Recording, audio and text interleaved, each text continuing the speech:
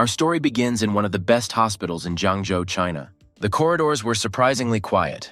Only voices were heard from one of the hospital rooms. Standing over the sick woman's bed, many doctors could not understand the reason for the patient's painful condition because only half an hour had passed, and 2 shocks had already occurred. And while the ventilator was beeping steadily, straining everyone, one of the doctors said that a full examination did not reveal the cause of the disease. A middle-aged woman lay unconscious, apparently in a coma, and she was clearly not bothered by all the fuss over her. They all knew only one thing. If something happened to Mrs. Zhou, not only would one of them be in trouble, but the hospital wouldn't get away with it either. The gray-haired doctor turned to the nurse standing behind him and asked Far Li Mengan, "And has she already arrived?" The nurse was confused at first, but collected herself and replied that Mrs. Li was at a meeting, so she had just returned. The girl already called her, so she should come soon. As soon as the nurse finished speaking, the door to the room with many doctors opened, and a girl in high heels walked inside. One of the doctors present there took off the medical mask from his face, and looking at the arrival, asked if this was the best student. Someone from those present shouted that everything is fine now, because Dr. Li is there. This Dr. Li was Li Manhan. She was a doctor of science from Yanshan University. She is also the first ethnic Chinese. In addition, she is a teacher at the Royal School of Medicine in Sweden. And, of course, she is the strongest Western medical expert in Jiangzhou Hospital. Smiling at the doctors present in the room, she looked at the chief doctor and asked what the urgency was, because she didn't even have time to change clothes. The gray-haired doctor, turning to her, said that it was good that she had come, simultaneously asking her to examine Mrs. Zhou as soon as possible. Li Menghan approached the bed and took the patient's medical record, saying that she first needed to look at the medical history and report. After looking at the medical history, Li Menghan frowned because something seemed very strange to her. After reviewing the report again, the girl said that all vital signs were normal. Therefore, she should not be in a coma. Approaching the patient, she took a medical flashlight and opened the woman's eyes wide, shining it into her eyes. Li Menghan couldn't understand why the shock still hadn't gone away. For the next 5 minutes, the Western expert took off her stethoscope and, apologizing, said that even she was powerless there. The gray-haired doctor was slightly confused, because she was the face of their hospital, so couldn't she do anything either? Li Menghan, looking down at the patient, with a hint of sadness in her voice, said that she had 30 minutes left, and if they couldn't find the reason, then everyone knew what would happen next. All the doctors knew perfectly well what would happen if they could not find the cause of Mrs. Zhou's illness, but they remained silent, trying not to escalate the atmosphere even more. Suddenly, the young man who was standing at the door of the chamber sneezed quietly. But in the silence of the chamber, it was very loud, and as if on a click, everyone turned to the door. The guy with ash-colored hair rubbed his nose and apologized for the trouble, telling them to continue doing what they were doing without paying attention to him. The gray-haired doctor, looking at him, asked who he was and how he got into the intensive care unit. Instead of the guy, the nurse answered, introducing him as Lu and saying that he was a new orderly. Looking at the young man from the corner of her eye over her shoulder, Li Menghan realized that she had already seen this guy, because he was a disgusting guy, in her opinion. Since on the first day in the hospital, he was staring at the girl's chest and drooling. Without turning to him, the strongest Western medical experts said that they were there discussing the patient's condition, so he should leave. To which Lu burst into fists from this whole situation, rhetorically asking what condition of the patient they were discussing. To all this, he added his contribution by saying that although their methods of treatment were not bad, but as he ventured to suggest, they could not cure her. Having said this, he attracted the attention of the gray-haired doctor. Still, looking at the boy, Li Menghan frowned and asked what the orderly could understand, to which he grinned and looked at her, saying that he was an orderly, and so what? Because sometimes it is much more useful than her doctorate. The gray-haired doctor saw in him the minimal chance of saving Mrs. Zhou. Therefore, he immediately asked the young man if he had any ideas, thereby catching Li Menghan by surprise. Lu looked at the woman who was lying in the bed and said that, of course, he had an idea. Still not approaching the patient's body, the guy said that they would not be able to find out the cause of her illness, because her illness was not common. It's more like it can't even be called a disease because Mrs. Zhou is simply obsessed.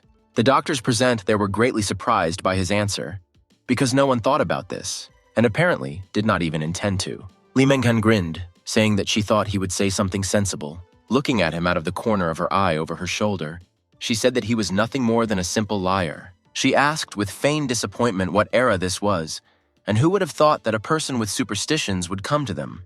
The boy remained silent at first, as if he was thinking about how to answer her to this. And having collected himself, the young man calmly said that in one of the encyclopedic dictionaries, in the sea of words it was said, evil, cunning, dishonest. All these factors that cause disease in Chinese medicine are due to evil. Li Mengan grinned and replied that if traditional Chinese medicine really treated, then Western medicine would not be so popular in the world now. The other doctors in the intensive care unit did not say anything, as if they had already accepted that they would lose the patient. To which Lu, frowning, said that since she was so confident in her Western medicine, then let her use it to cure Mrs. Zhou. Hearing this from the lips of some orderly, the doctor of sciences at Yanshan University became angry and could not say anything proper in response. But the young man only smiled calmly, looking at how the girl flew into a rage from just one sentence. He said that since she couldn't cure the disease, there was no need to be angry, to which Li Mengan stated that if he can cure the patient with the help of Chinese medicine, then from today, she will learn Chinese medicine from him. He looked at her breast size as if by chance, without answering anything at first. Raising one eyebrow upward, Lu said that no matter how much he would like to accept the student, but the teacher is destined by fate, and those who are not gifted cannot be accepted. Here Li Mengan became even more furious, and already raised her voice at him, asking what he said. But then their argument right in the intensive care unit was interrupted by a gray-haired doctor, saying that that's enough. After looking at both of them in turn, the old man said that now they do not have time to argue about Chinese and Western medicine. The doctor of sciences and the orderly instantly fell silent, looking at the gray-haired doctor, waiting for what he would say next. The old man looked at the young man at the door, asking if he could help Mrs. Zhou, to which the young man just grinned, and looking at the patient, he said that he could do it with ease. The gray-haired doctor asked him to cure Mrs. Zhou, because they didn't have much time left for unnecessary chatter. Looking again at the patient who was connected to the ventilator, the old man said that he must warn him that Miss Zhou is an unusual lady, so he must do everything in his power. Otherwise, if something happens, neither the young man nor the doctor himself will be spared. Finally entering the ward, Lu said that he needn't worry, because he could cure this disease with his eyes closed, while at the same time taking something out from behind the orderly's uniform. He pulled out some kind of bundle of fabric which was tied with a red ribbon. When the young man approached the patient's bed, the gray-haired doctor came up from behind, asking what he was doing. But the guy didn't seem to hear his question, or heard it, and successfully ignored it, without saying anything in response. Having opened the package, the young man began to take out one of the golden needles, and other doctors, as if they could not believe their eyes, that the young man would use a golden needle to cure the patient. The gray-haired doctor told the reason for their surprise, because in ancient times only doctors of high medical skill dared to use golden needles. They are also much more difficult to use than silver needles. The guy started pouring 96% alcohol onto a golden needle to disinfect it from germs. Lu walked closer to the patient's body with a needle in his hand, and the others still couldn't believe that he was going to use the golden needle to cure Lady Zhou's illness. The young man thought about something for a second, while furrowing his eyebrows and narrowing his eyes, as if taking aim. And for a moment, a tense atmosphere appeared in the ward due to the inaction of the orderly. But the next moment, Lu launched the needle straight into Mrs. Zhou's forehead. The golden needle stood in the center of the forehead as if it was natural, and it had always been there. And while the young man was doing acupuncture, inserting more and more needles into the patient's head, other doctors were intensely watching everything. One of the doctors said that the eyebrow is one of the 36 acupuncture points, asking at the same time whether this will not worsen her condition. Suddenly, a rather strange sound echoed throughout the ward, as if it came out of nowhere. The nurse asked what that sound was. Then the second orderly shouted for everyone to look there, thereby attracting everyone's attention. Other doctors immediately became wary because this could be the sound of both impending success and impending failure, but it is better to think positively. They all immediately looked at the patient, because that's where the sound was coming from. The golden needles that were stuck into Lady Zhou's head began to tremble, thereby making that very unexpected sound. One of the doctors found out what it was. As it turned out, this thing is called the intersection of golden needles, which is quite logical. He froze in shock, shouting that he was using the intersection of golden needles, which apparently was a complex thing. Li Mengyan turned to the screaming doctor, asking what the crossing of golden needles was, to which Dr. Tian replied that crossing the golden needles is the technique of the king of golden needles. The gray-haired doctor asked if he meant that sage of Chinese medicine, Hu Lao. The old man asked if he was mistaken, because he had acquaintances in Beijing, but he had never heard from them that Hu Lao had a student, to which Dr. Tian replied that he himself did not know what connected Lu and old man Hu. But 10 years ago in the capital, he was lucky enough to see how Hu Lao crossed acupuncture points with the help of golden needles. The young man's needle application method is exactly the same as Hu Lao's, so he is sure that Lu also uses the intersection of golden needles. The gray-haired doctor said that as far as he knows, it is necessary to use internal force to move the needles when crossing points. He asked if Lu could use his inner strength. Li Menghan just grinned, saying that he was just pretending, so where could he have inner strength? And while they were all busy talking, the young man finished installing the golden needles, saying that he had everything ready. And when Lu began to put his needles back into the bundle, the gray-haired doctor asked how things were going, to which he said with a smile that in a minute Mrs. Zhou would wake up. It seems that everyone didn't fully believe him, but they decided to wait for that moment, since there was hope for salvation. The countdown of the minute was quite painful due to tension and not knowing whether the missus would wake up. And it seemed like there were only 30 seconds left to wait, but the time dragged on painfully long, as if they had been waiting for several hours. Finally, the countdown reached 0, and all the doctors standing there became wary, as if expecting a miracle. When a minute had passed, everyone looked at the patient impatiently, waiting for her to wake up. But when the woman did not wake up, the doctors were confused, because the young man spoke quite confidently that Mrs. Zhou would wake up in a minute. With a silent question in their eyes, they looked at the guy who was calmly putting needles into a bundle. The gray-haired doctor was about to ask the young man a few questions about this, but he was ahead of him by Li Mengyan, who, smiling contentedly, said that it seemed that someone could only talk. But suddenly, to the delight of the doctors, the woman began to cough, which meant that Mrs. Zhou really woke up. Dr. Tian and the orderly immediately flew up to her, asking her how she was, and Li Manhan still couldn't accept the reality that some orderly could cure the one she couldn't. Without turning to her, the young man said that she did not believe that he could cure Mrs. Zhou, or she did not believe that Chinese medicine could cure a person. Li Mengyan heard this, blushed deeply because of her shame, and averted her gaze somewhere to the side.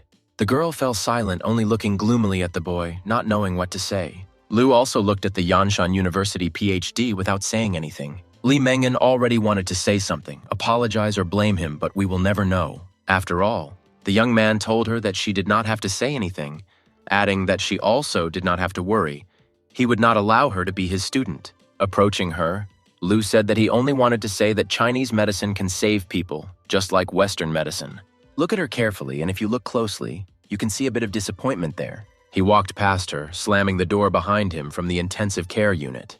The guy walked past the registry and the wards that were along the corridor. The young man went into the nurse's duty room where he could sit down and rest. Inside there was only one table, 2 beds and lockers. Lu purposefully headed towards the table with a chair. Sitting down, he finally exhaled heavily, as if he had been carrying bags of cement all day and not healed the patient in a couple of minutes. Looking at the table, he saw a book with some kind of blue cover, which he apparently forgot to put in the desk drawer. Suddenly, he heard the door to the room in which he was opening. Having opened the door halfway, the gray-haired doctor from the intensive care unit, surprised, said that he had been there all this time. Turning to the newcomer, the young man asked the doctor why he had come to him, to which he smiled and replied that he had come to thank him for saving Mrs. Zhou. Approaching the guy, he shook his hand, saying that today he saved not only their hospital, but also the doctor himself. Lu looked doubtfully at the doctor's hand, which was squeezing his in a handshake. Pulling his hand away, he rubbed 2 fingers, without ambiguously hinting,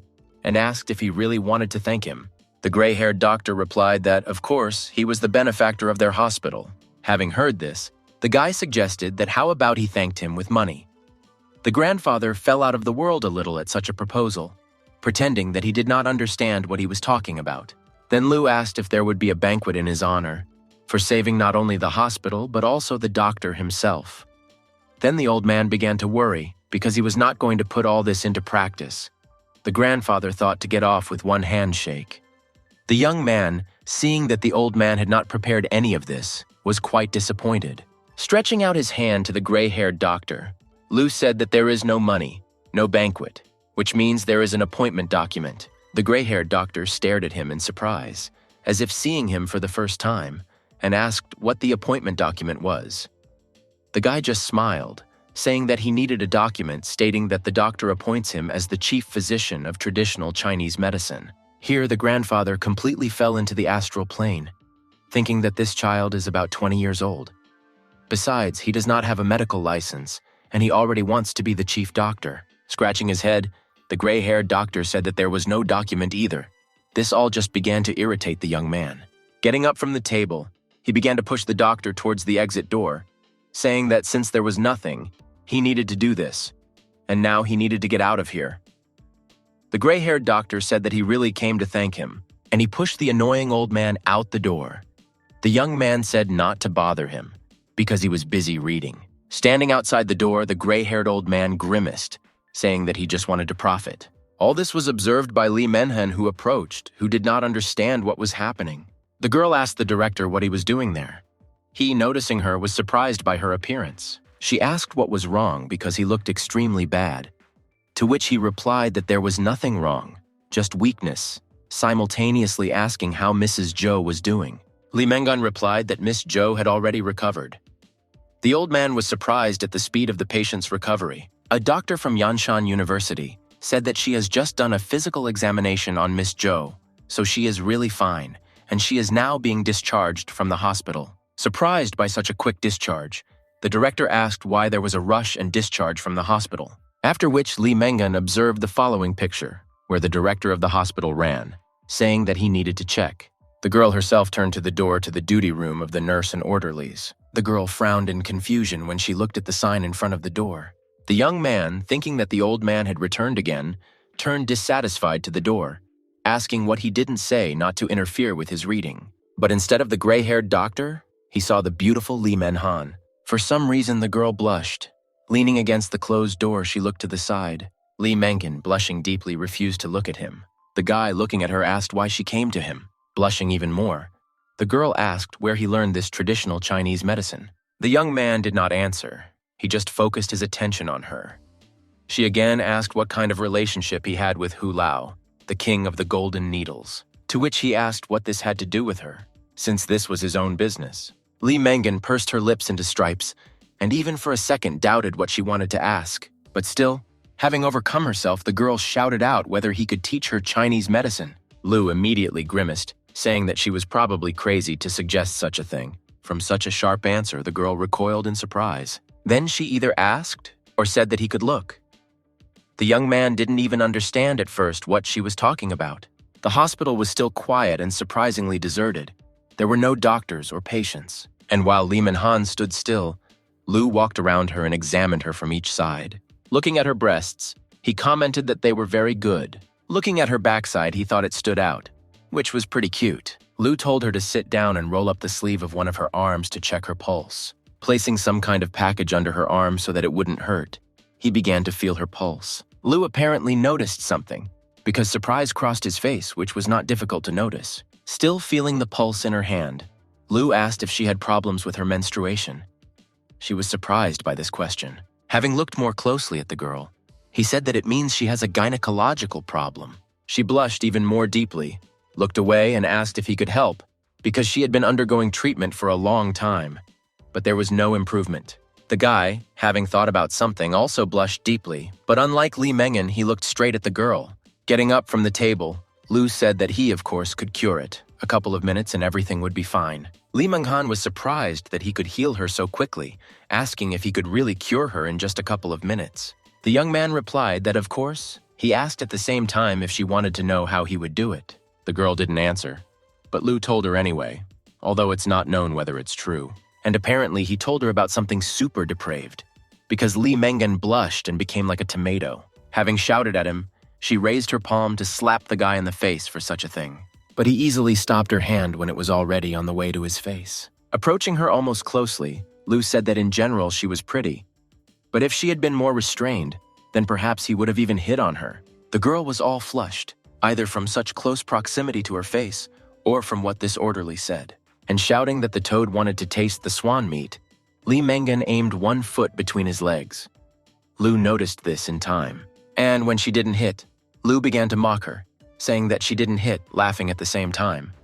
The young man warned her that it was dangerous to wear such thin heels, but the girl began to shake from the embarrassing position. But as her boyfriend warned her, she placed her foot incorrectly and it slipped to the side, and Li Mengan instantly lost her balance, starting to fall to the floor. Fortunately, Lu managed to grab her with his hands, preventing her from falling and hurting herself. He caught her, holding her waist with one hand and her leg with the other, which put the girl in an even more embarrassing position. Li Mengan opened her eyes in surprise, staring at the guy who caught her.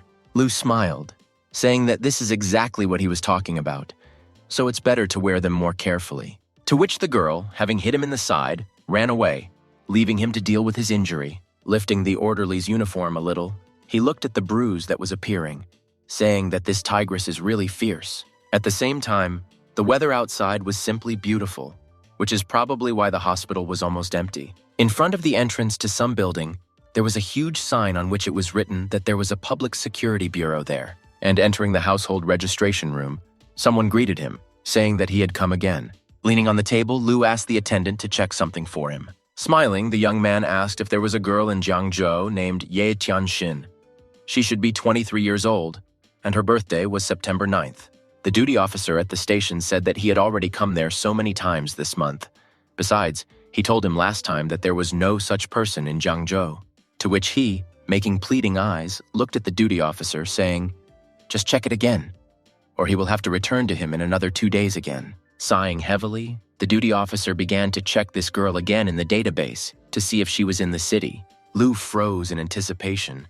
Although his hope faded each time, he still stubbornly came there asking for her. He was thrown into memories of the past about 20 years ago, when he was still just a baby. He remembered a house that was no longer new, but it couldn't be called old either. The couple held little Lu in their arms, showing him to some little one who was being held by some woman. His father told him to look at the girl, saying that she was his future wife, Ye Tianxin, after which the little girl began to cry, as if she was not very happy about such news. One of the adults said that she was crying so much that it seemed that her daughter did not agree.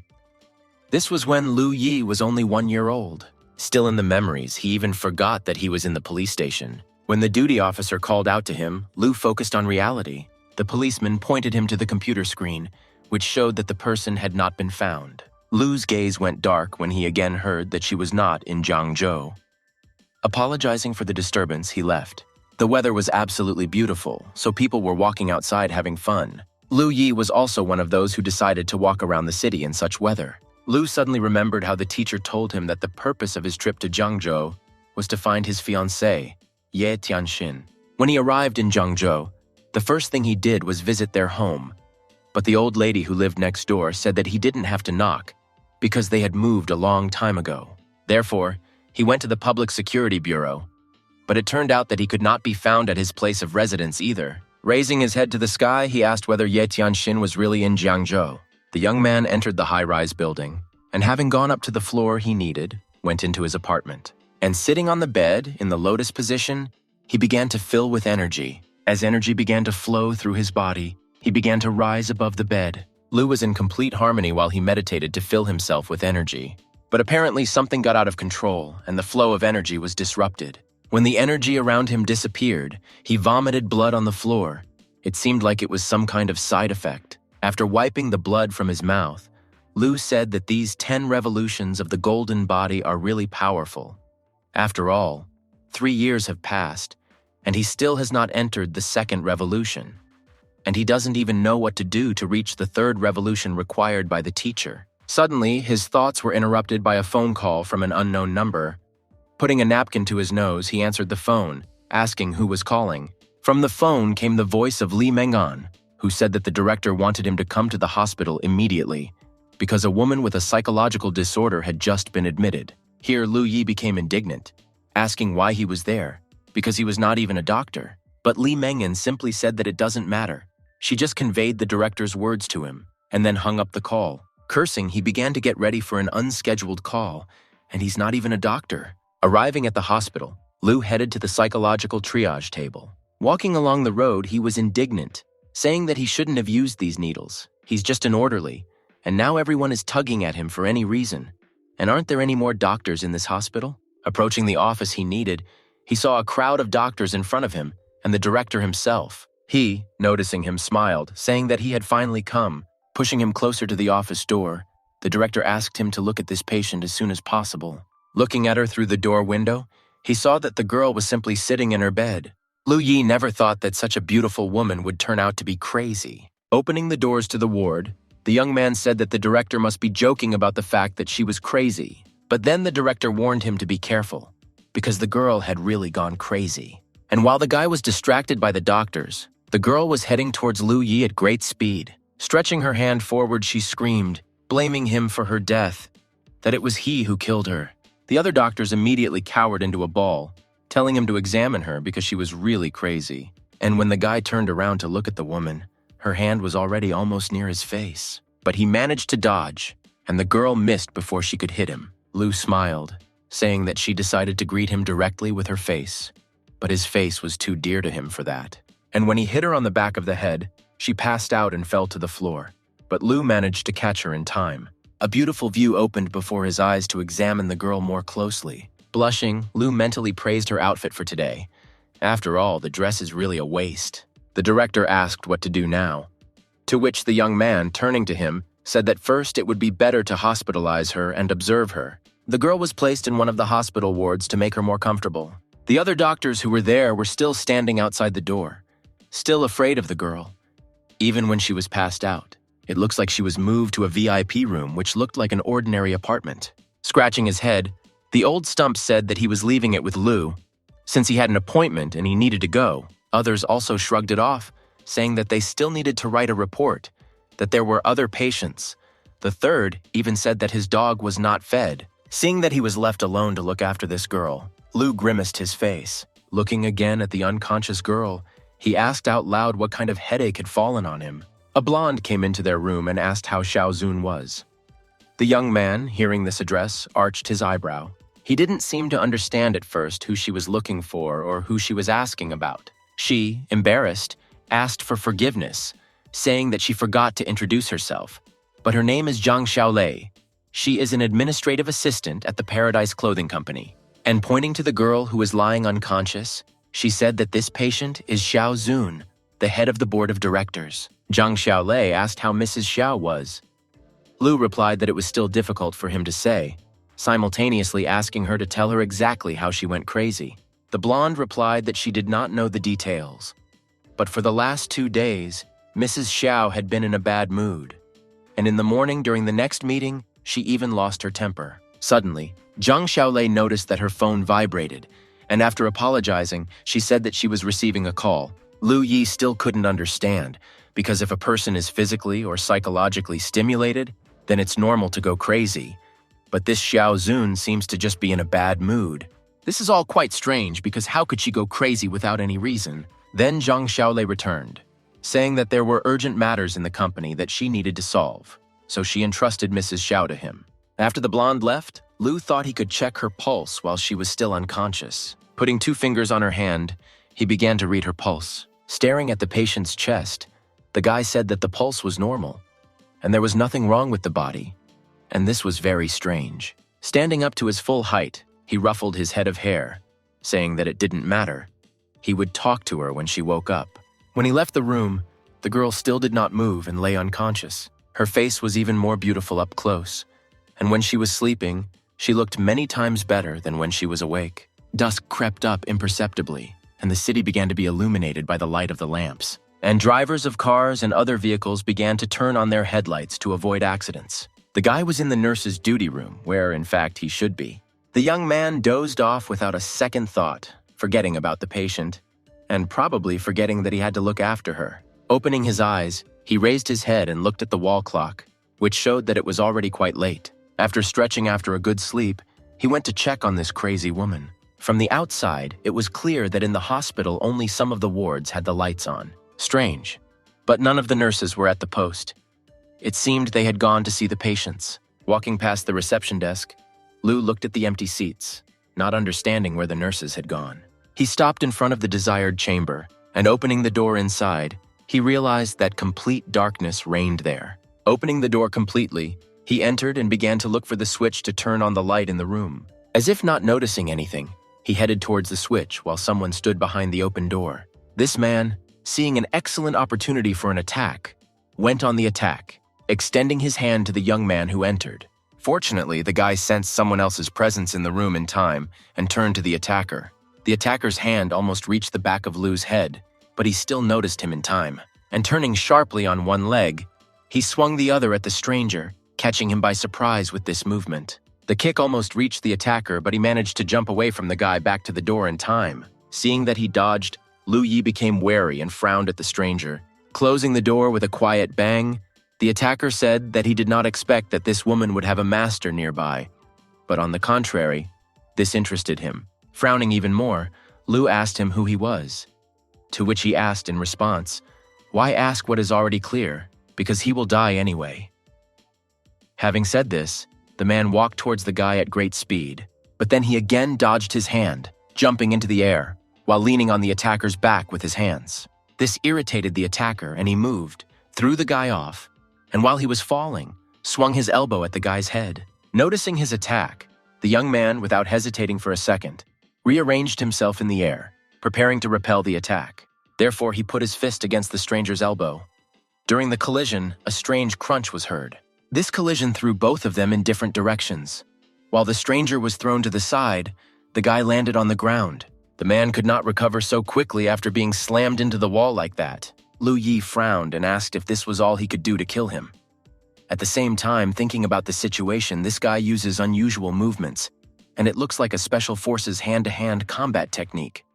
The question also came up as to why he wanted to kill him, and whether he could be the teacher's enemy. The same one, staggering, nevertheless rose to his feet, and immediately looked at the sleeping patient, whose soul he had come to initially. When he rose to his feet, the young man tensed, because the attacker would not give up so easily. He smiled boldly, took the dagger out of his pocket, and at great speed headed towards the sleeping patient. The guy, seeing that he wouldn't make it in time, threw something at him, shouting for him to stop. The attacker noticed in time that something was flying towards him, but could not do anything, so the thing that Lu threw knocked the dagger out of the hands of the stranger. The man could not understand where a 20-year-old guy had such strength, and before he came to his senses, the young man quickly ran towards him, deliberately knocking him down. The young man began to frown at the attacker when he pushed him. The stranger flew back again, only this time towards the window, hitting it hard. Turning around, he looked at the patient, who was not injured and was sleeping peacefully. Turning back to the attacker, he shouted and asked why he had attacked her. He, rising to his feet, holding onto the windowsill, began to laugh hysterically. Turning to the young man, the man with a huge scar on his face said that even if he saved her now, he would not be able to save her forever. Frowning even more, Lu Yi asked him who he even was, to which he again smiled evilly and jumped out of the window, breaking it. After which the guy quickly ran to the broken window to see where that guy had gone. But when he stuck his head out of the window, he saw nothing except shards of glass on the ground, and a nurse who did not understand what was happening. The man with a huge scar on his face wasted no time and managed to escape. Looking again at the problematic patient, he thought that it turns out that his target is not him, and it seems that this woman is not as simple as she seems. They even sent a professional killer after her. This person is unlikely to show up today, so he will need to talk to the patient tomorrow. Imperceptibly, the sun has already risen, illuminating the city with its rays of light. In his sleep, Lu saw the director of the hospital in front of him, who was trying to wake him up. Immediately waking up, the young man jumped to the wall, asking the old man what he was doing. He replied that he bought him breakfast, inviting him to eat while it was hot. The guy, staring suspiciously at the old fox, asked if he had any troubles again that he wanted to throw on him. When the old man was about to answer, Lu interrupted him, saying that he was not available today, to which the gray-haired doctor told him not to rush into an answer, because this time the matter was not complicated. He said that this time he found a good job for the guy, and if he cures him, he will become the head of the traditional Chinese medicine department. Immediately after this, Lu stared at him suspiciously, not believing his ears. The old man replied that he swears that as soon as he cures him, he will immediately appoint the young man to this position. The guy, after thinking a little, crossed his arms over his chest and replied that this time he would take his word for it. The old man, immediately after his consent, pulled him to the car, saying that then there was no need to delay this matter. The city looked beautiful in the light of day, and from a bird's eye view, because all the surroundings were visible. A criminal black car, apparently a foreign car, was driving a little faster than other cars. It seems that Lu and the director were in this car, sitting in the back seat. Lu ate his breakfast, at the same time asking who he wanted him to cure this time. The gray-haired doctor in a black formal suit turned to the guy for a minute, answering that he would know when they arrived. The young man, sulking, replied that if he does not want to speak, then let him not speak. They drove up to the entrance to some area where all exits and entries were controlled. When they arrived at the entrance, the duty officer greeted them and asked them to provide a pass. After driving a little, they stopped near a huge house that looked like a mansion. Having got out of the car, they approached the entrance to the house, and the director managed to warn him, saying that when they enter, it is better to be careful and not speak until you are asked. The door was opened to them by the same Mrs. Zhou, who might not have survived. Lu Yi immediately recognized her, because she was his first patient in that hospital. The woman smiled and thanked him for saving her last time. The director introduced her, and the young man greeted her. Mrs. Zhou told them not to stand there but to go into the house. Turning to the man who was sitting in the living room, she said that Lao Chao had been waiting for them for a long time. Having greeted the guests, he told them to sit down, and they immediately sat down in their chairs, thanking him. When the director of the hospital called Lao Chao the mayor, even Lu Yi was surprised that he was at the mayor's own home. Then Mrs. Zhou arrived with tea for the guests, and they immediately thanked her. Lao Chao spoke first, saying that Dr. Lu saved her wife, and he still had not thanked him for it. Smiling, Mayor Cao said that Principal Lin said that he was Hu Lao's student, to which Lu Yi simply replied, spreading his hands, that he was not his student. The mayor was surprised when he found out that no. The gray-haired doctor immediately began to make excuses, saying that he didn't know about it either. The young man smiled slyly when the old man said that he could guarantee that Lu's medical skills would not disappoint the mayor. Having sipped his tea, the guy calmly asked the mayor when he wanted to start treatment. Lao Cao was surprised when he asked this, immediately looking at Director Lin, to which Lu, putting Chabe on the table, asked how he could be a doctor if he could not even detect a small problem with potency. Hearing his answer, Mayor Cao said nothing, frowning slightly. The gray-haired doctor leaned closer to the young man, asking what he was carrying. To which he replied that there is, then he says, because now many men have problems with potency.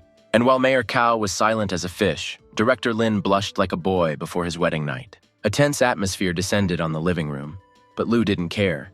He just said that he didn't need to be embarrassed. After all, currently 7 out of 8 young guys experience a decrease in male potency, not to mention his age. Here the mayor seemed to come to life, asking the guy if it could be cured, to which he replied that it was easy. Lao Cao asked him if he could help him with his treatment at his convenience. Lu Yi answered with a smile that it is convenient for him at any time, since he is not particularly busy with anything. But he never gives people free treatment, so the mayor will have to pay. Then the director of the hospital immediately panicked, asking the guy what he was saying, to which Mayor Cao said that everything is fine, because what Lu said is reasonable. Therefore, there is no reason for the mayor to receive treatment for free. Besides, if he cures him for free, the mayor himself will feel awkward. He told them not to worry, because regardless of whether he was cured or not, he would pay for the doctor's visit. The young man, taking out a bundle of needles with a smile, said that then they could start right away, because he only needed 5 minutes to prepare. It looked like it was autumn outside because the trees were bare and the bushes were still green. Someone's heavy exhalation was heard in the living room. Apparently, Lu has already started his treatment. Mayor Cao finally exhaled with ease, because the disease is 9% likely to go away. Having removed all the needles from the man's body, Lu said that everything was ready, simultaneously asking how he was feeling, to which he smiled and replied that he felt much younger, as if he were a teenager again. Lu Yi said that he had problems with potency for many years, and his body became weak. Therefore, although he has cured it this time, he should also take care of his body and exercise more. Lao Cao said that he would definitely take Dr. Lu's advice, to which he said that the mayor should not call him that, because he is not a doctor but a simple orderly. The mayor immediately stared at Director Lin, asking why Lu was just an orderly if he had such high medical skills. The gray-haired doctor replied that he had already offered him the position of chief physician of Chinese medicine, and the documents were already being prepared. Laughing, Mayor Cao said that Dr. Lu is so young and so talented. The young man thanked him for his praise. The mayor pushed a rather thick envelope towards the guy, saying that here is his payment, according to the standards of a doctor's appointment. Lu Yi smiled and replied that he could not accept this money. Lao Chao was surprised by this, because he said that he does not treat for free and does not take money. The guy replied that he did not take the money because he wanted to ask him to do something for him. After the young man said this, Director Lin almost kicked off his skates because the mayor hates such requests. Lao Chao immediately frowned and looked at the young man who had cured him. The mayor said the guy cured him, so he paid him. That's reasonable. But if we are talking about helping him with his case, then there is nothing he can do. The director was already fuming, thinking that it was all over because the mayor was angry, to which Lu smiled and replied that he had misunderstood everything, because this matter was just a few words for him, and besides, it would not affect his principles in any way. Lao Cao said that if this was the case, then he would listen to him carefully. Mayor Cao asked him to say what the young man's request was, to which he replied that he would like to ask him for help in finding one person.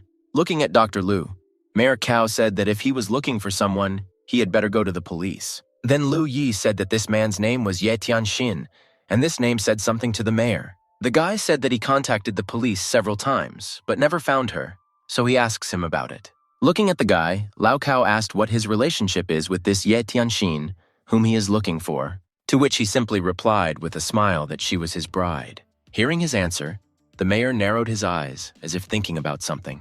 Mayor Cao said that the fact that he asked him to find a person did not violate his principles, and since she is not registered with the police, he will ask his man to help him find her. When there is any news, he will let him know. Lu Yi thanked him, and Director Lin said that in that case they would not bother him anymore. When they were already in the car, Lao Cao went to the window on the second floor to watch them leave. His wife came up to him, asking that isn't Ye Tianxin the girl from the Ye family, then why didn't he tell him about it?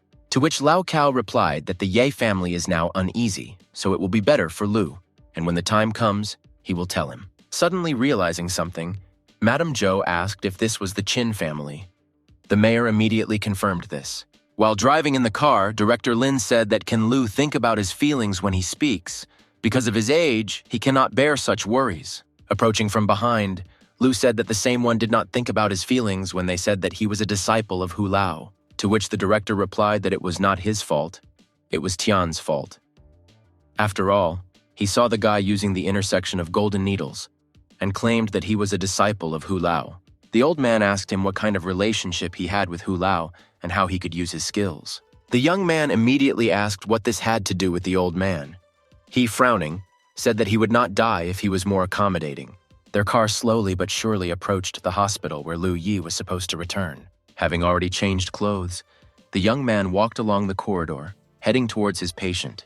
Pressing the door handle, he tried to open it quietly in case the girl was still sleeping. As a result, without opening it, he looked through the door window and saw a patient there who was more cheerful than himself. Xiao Zun walked back and forth, as if she was thinking about something, without noticing that someone was watching her. Realizing what the problem was, Lu Yi smiled slyly, as if he was planning to do something. This time, he deliberately made the sound of pressing the handle to see what the patient would do. Opening the door, the young man cleared his throat out of politeness to indicate his presence. As expected, when he entered the room, the girl was lying in bed, as if she had not gotten up at all. She slowly opened her eyes, showing her hazy look, so that it could be mistaken for the fact that she had just woken up. Lu only smiled slyly at this circus because he already knew everything. He looked at her, saying that's enough, so Mrs. Zhao needs to stop pretending and get up. But Xiao Zun continued to pretend that in her mind she was not in this hospital at all, to which the guy smiled and said that if she wants to pretend, then she can continue to do so. He lifted the blanket and extended his hand to her chest, saying that in this case, he too would not stand on ceremony. Then the patient instantly woke up, and covering herself with a blanket, asked what he was doing. The guy, leaning against the wall, calmly said that he would like to ask her why she came to the hospital and pretended to be crazy. The girl narrowed her eyes suspiciously, looking at him, asking what he wanted, to which he waved his hand, answering that it was none of his business.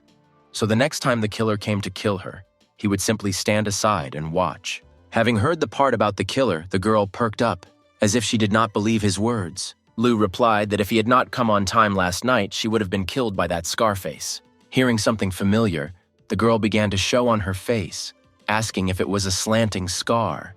The guy looked at her skeptically, confirming this, and simultaneously asking if she didn't understand what he was talking about, or was still pretending. Then darkness enveloped her face, as if she already knew the killer who had come for her soul. Lu calmly asked her if she knew who he was and why he wanted to kill her. Xiao Zun looked at him suspiciously, asking if there was any point in telling him this, to which the young man replied that if he had not run so fast, he would have already caught him.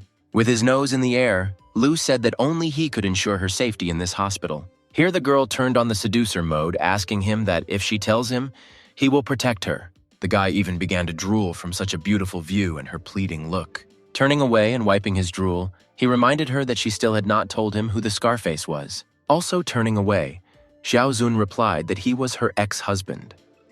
Lu said in bewilderment that when they get married, they become gentle and take care of each other.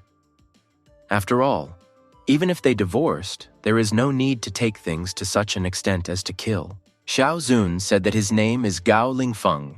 She married him 10 years ago, and at first everything was fine. But soon he began to smuggle weapons, after which the girl personally turned him in, and he was sentenced to 15 years in prison.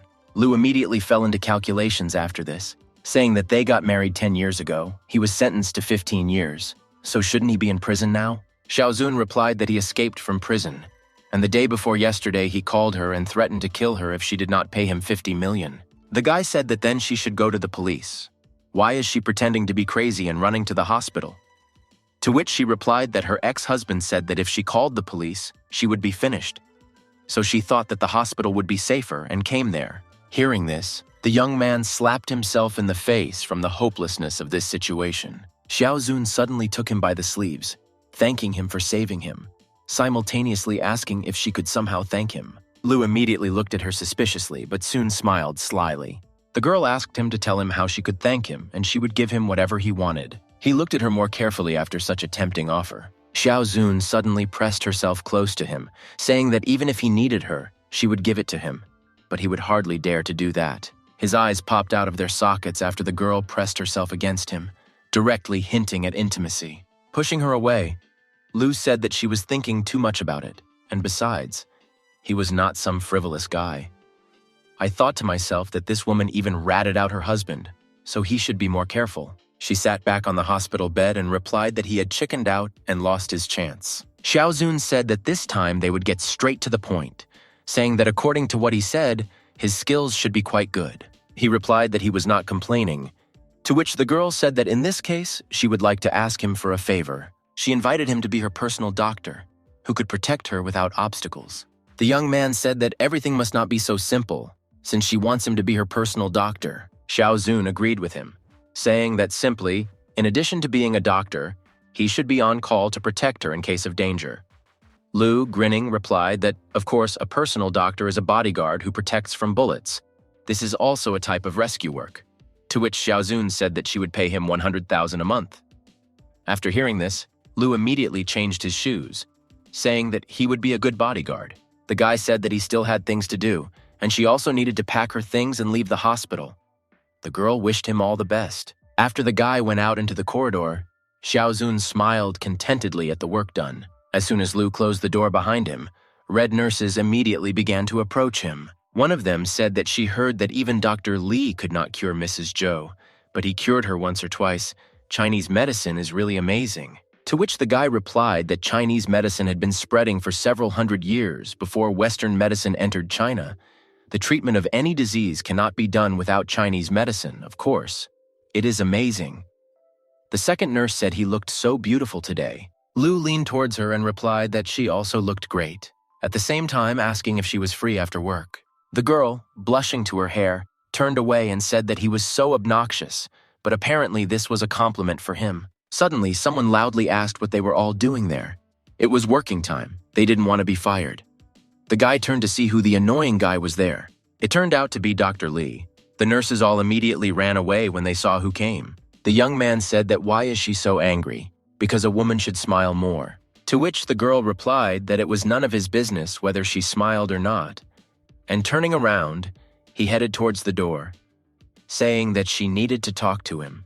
The guy just had time to ask where they were going. Stopping for a moment, Dr. Li turned her head to him, saying that they were going to the dining room, adding that she was offering a treat. Lu, as soon as he heard something about free food, immediately became enthusiastic about the conversation, asking why she didn't immediately say about it. They went to the main building of the hospital, where the dining room was supposed to be located. Lu told her that if she wants to treat her, then she needs to invite her to a restaurant. Eating in the dining room is somehow not very good. To which Li Mengyan told him to stop talking nonsense and decide whether he wants to eat or not. Suddenly, someone called out to Li Menghan, and she turned to see who it was. It was some guy in glasses with a pretty face who, heading towards the girl, said what a coincidence, because he was just looking for her. Li Mengyan looked at him in confusion, asking if she could help him with anything. To which the four-eyed man replied that not really, because he just came to see her. And taking out of nowhere a huge bouquet of red roses, he said that it was for her. The girl looked at this bouquet without enthusiasm, which she did not even think about accepting. Looking at the man again, she said to keep this bouquet for herself, because she is allergic to pollen. Seeing his stupid loss, Lu just grinned, after which the four-eyed man looked at him displeasedly, and reproach was clearly visible in his eyes. Turning to Lu, the man asked who he was, to which the young man replied that it was none of his business. To which the brown-haired man asked him why the guy was so uncultured. And where did he see the lack of culture here? Lu just raised his eyebrow in confusion, asking where he was being uncultured. Suddenly, people on the street began to be indignant, asking who parked the car right at the entrance. The young man complained, saying that he had better remove the car that was blocking the door. The brown-haired man, pointing at the guy fooling around, asked Li Mengyan who this man was, to which the girl, at first, remained silent, only looked at the guy, who was clearly not happy with this whole situation. Smiling slyly, she looked again at the four-eyed man, asking if he really wanted to know. Lu's intuition was literally screaming that something extremely unpleasant was about to happen. Li Mengyan put on a sweet smile and pressed herself against Lu's hand, imagining him as her boyfriend. The brown-haired man almost fell out of reality from such a shocking statement. But the young man immediately realized that this girl wanted to use him as a human shield.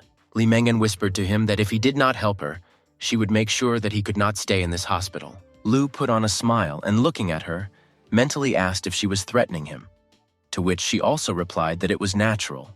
Looking at how they were flirting, in his opinion, in front of his eyes, the four-eyed man could not say anything. He suddenly shouted loudly, saying that he advised him to stay away from Manhan because otherwise he would not get well. Lu was infuriated by the fact that the brown-haired man openly threatened him, and pointedly pressing Li Manhan closer to him, he mockingly asked him what he would do in this case.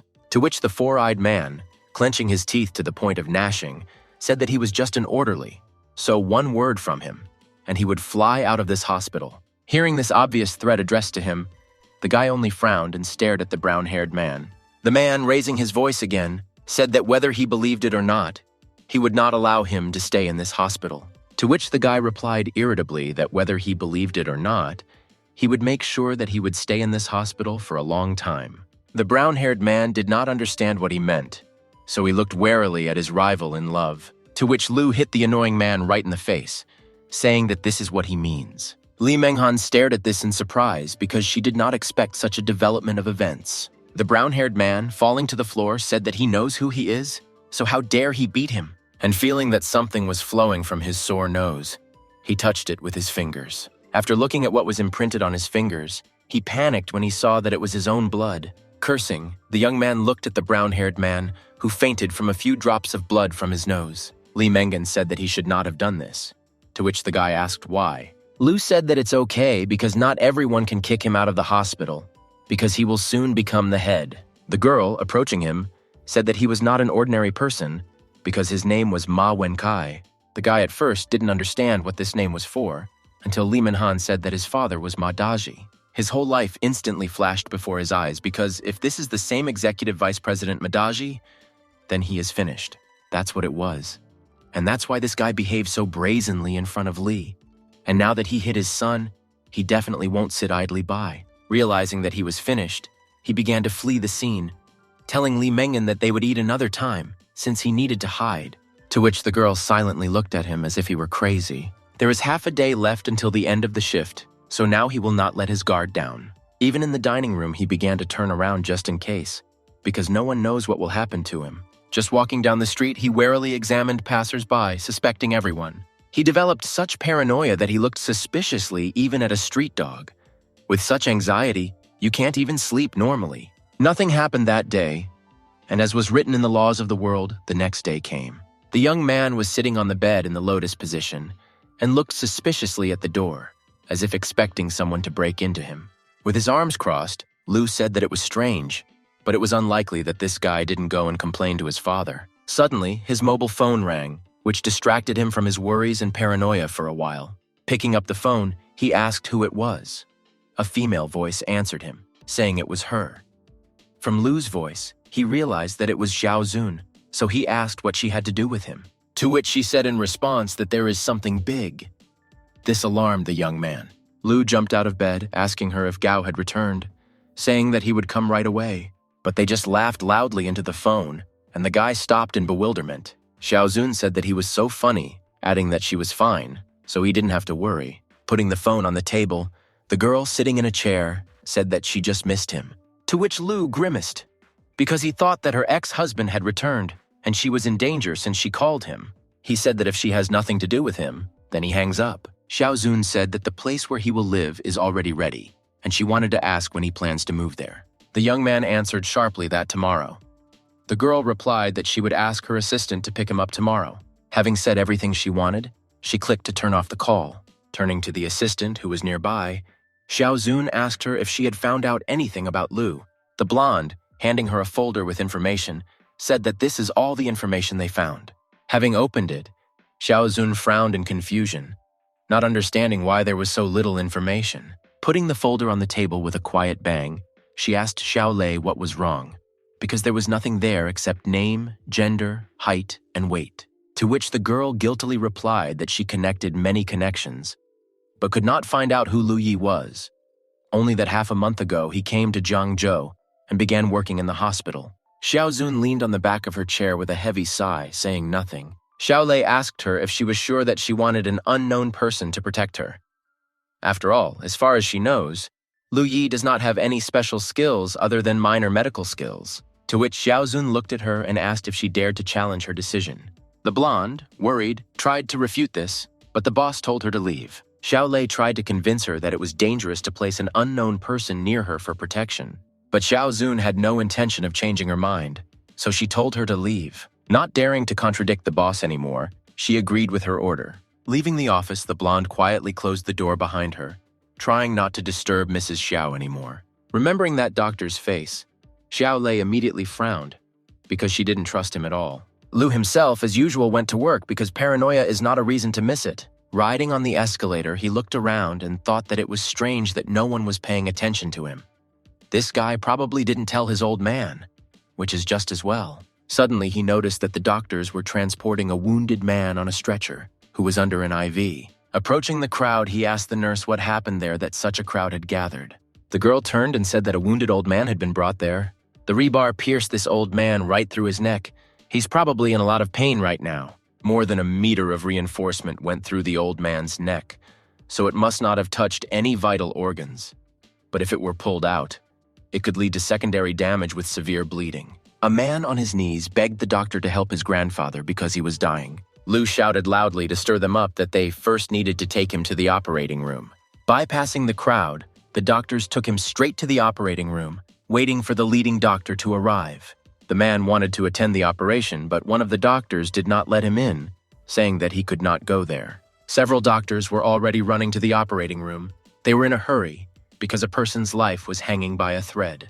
Leading Dr. Li Manhan asked how the patient was, at the same time ordering him to prepare for surgery. Approaching Lu, the girl asked him how the patient was and whether he was even alive. The young man replied that the situation was unfavorable, but vital places should not have been damaged. He asked her if she had a treatment plan.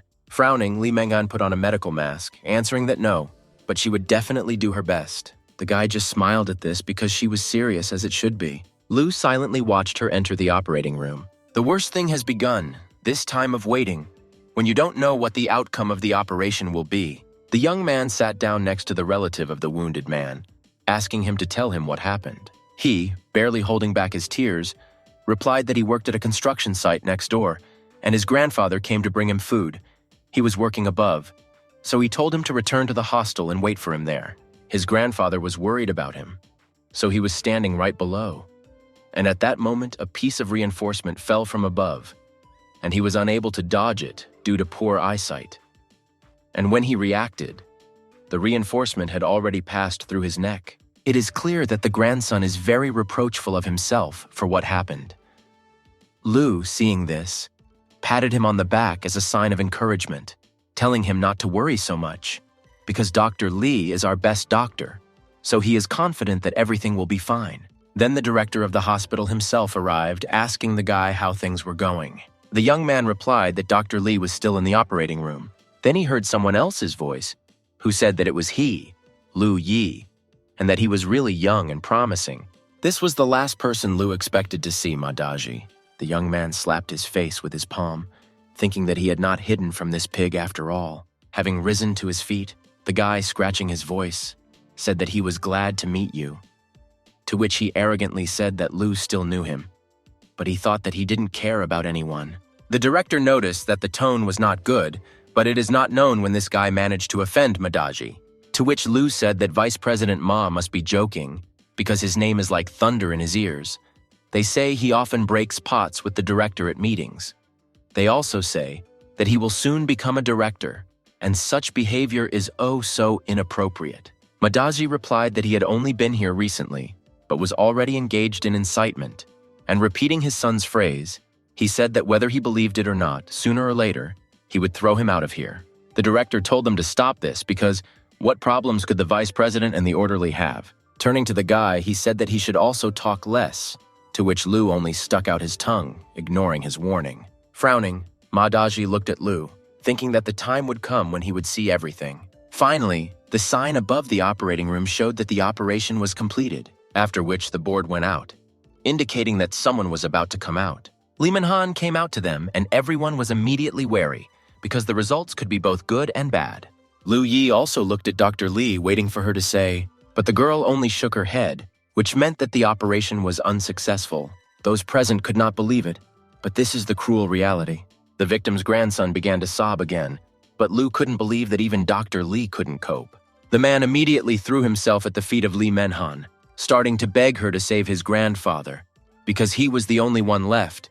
He was even ready to give his life if only he would live. The girl immediately rushed to him, saying that there was no need and he had better get up. Li Mengan looked at him, with regret in her eyes, saying that the valve is stuck tightly and there are large arteries around it.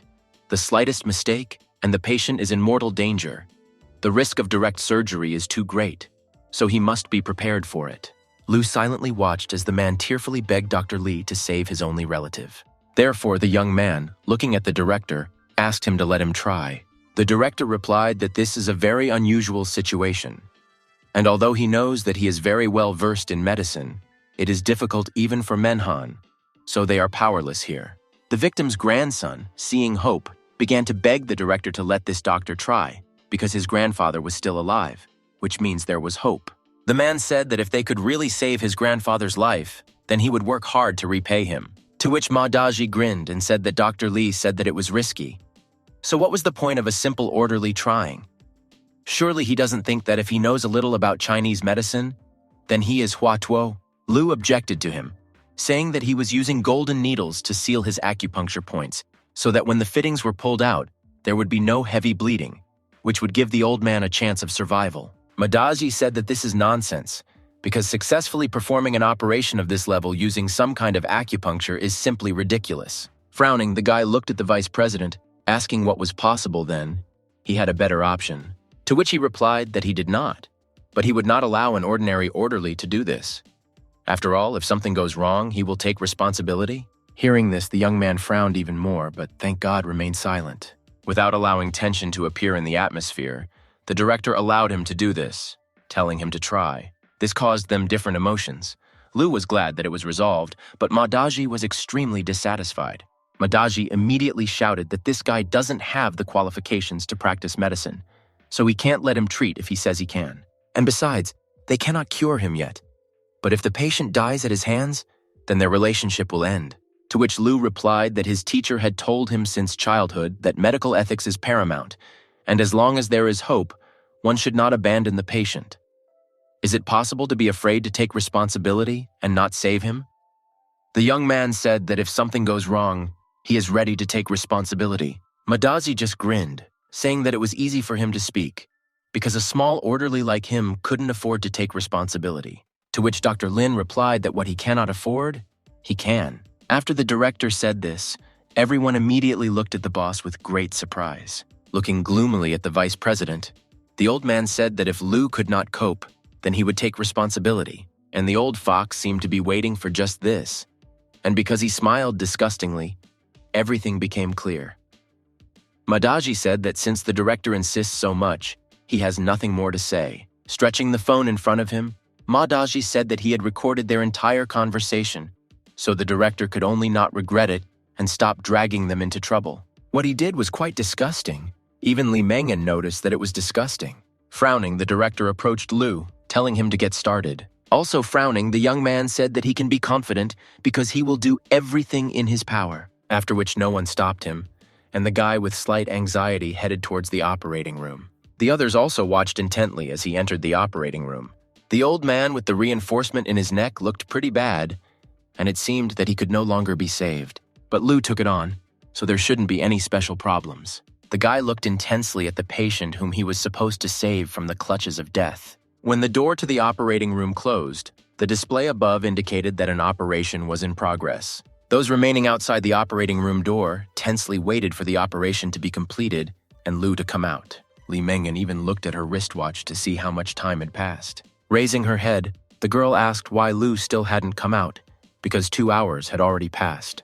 To which Madazi grinned, saying that if he comes out, because with his insignificant level of healing, it's just a waste of energy. The director and Dr. Li didn't answer him, because Lu really hadn't come out yet. But the next moment, the display above the entrance to the operating room showed that the operation was completed. After which Lu himself came out and said that talking bad things about people behind their backs is a bad habit. Seeing him, almost everyone immediately jumped up from their chairs, looking at him with a smile. The director instantly appeared next to the guy, asking how he was doing, to which the young man asked whether he was asking him or the victim. Dr. Lin replied that he meant the two of them, asking again if everything was okay. Lu replied that he was fine, but as for the patient, after his words about the patient, the doctors took him out of the operating room, and others immediately looked at the victim. The young man said that the fittings were removed, and the bleeding was stopped with golden needles, so his life was not in danger. Lu added that he is now being sent to the hospital to monitor his recovery. The old man is in good health, recovery and discharge from the hospital will not take much time. The victim's grandson immediately fell at his feet, saying that he would work hard all his life to repay him.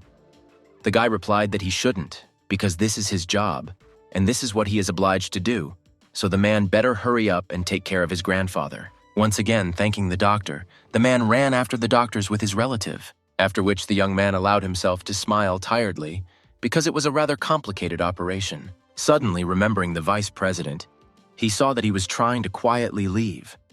The guy asked him where he was in such a hurry. Madaji turned around and looked at the boy suspiciously, asking if he needed anything. To which he, spreading his hands, replied that nothing was needed, but he managed to save a patient whom Vice President Ma had sentenced to death, and he thought that Vice President Ma would praise him.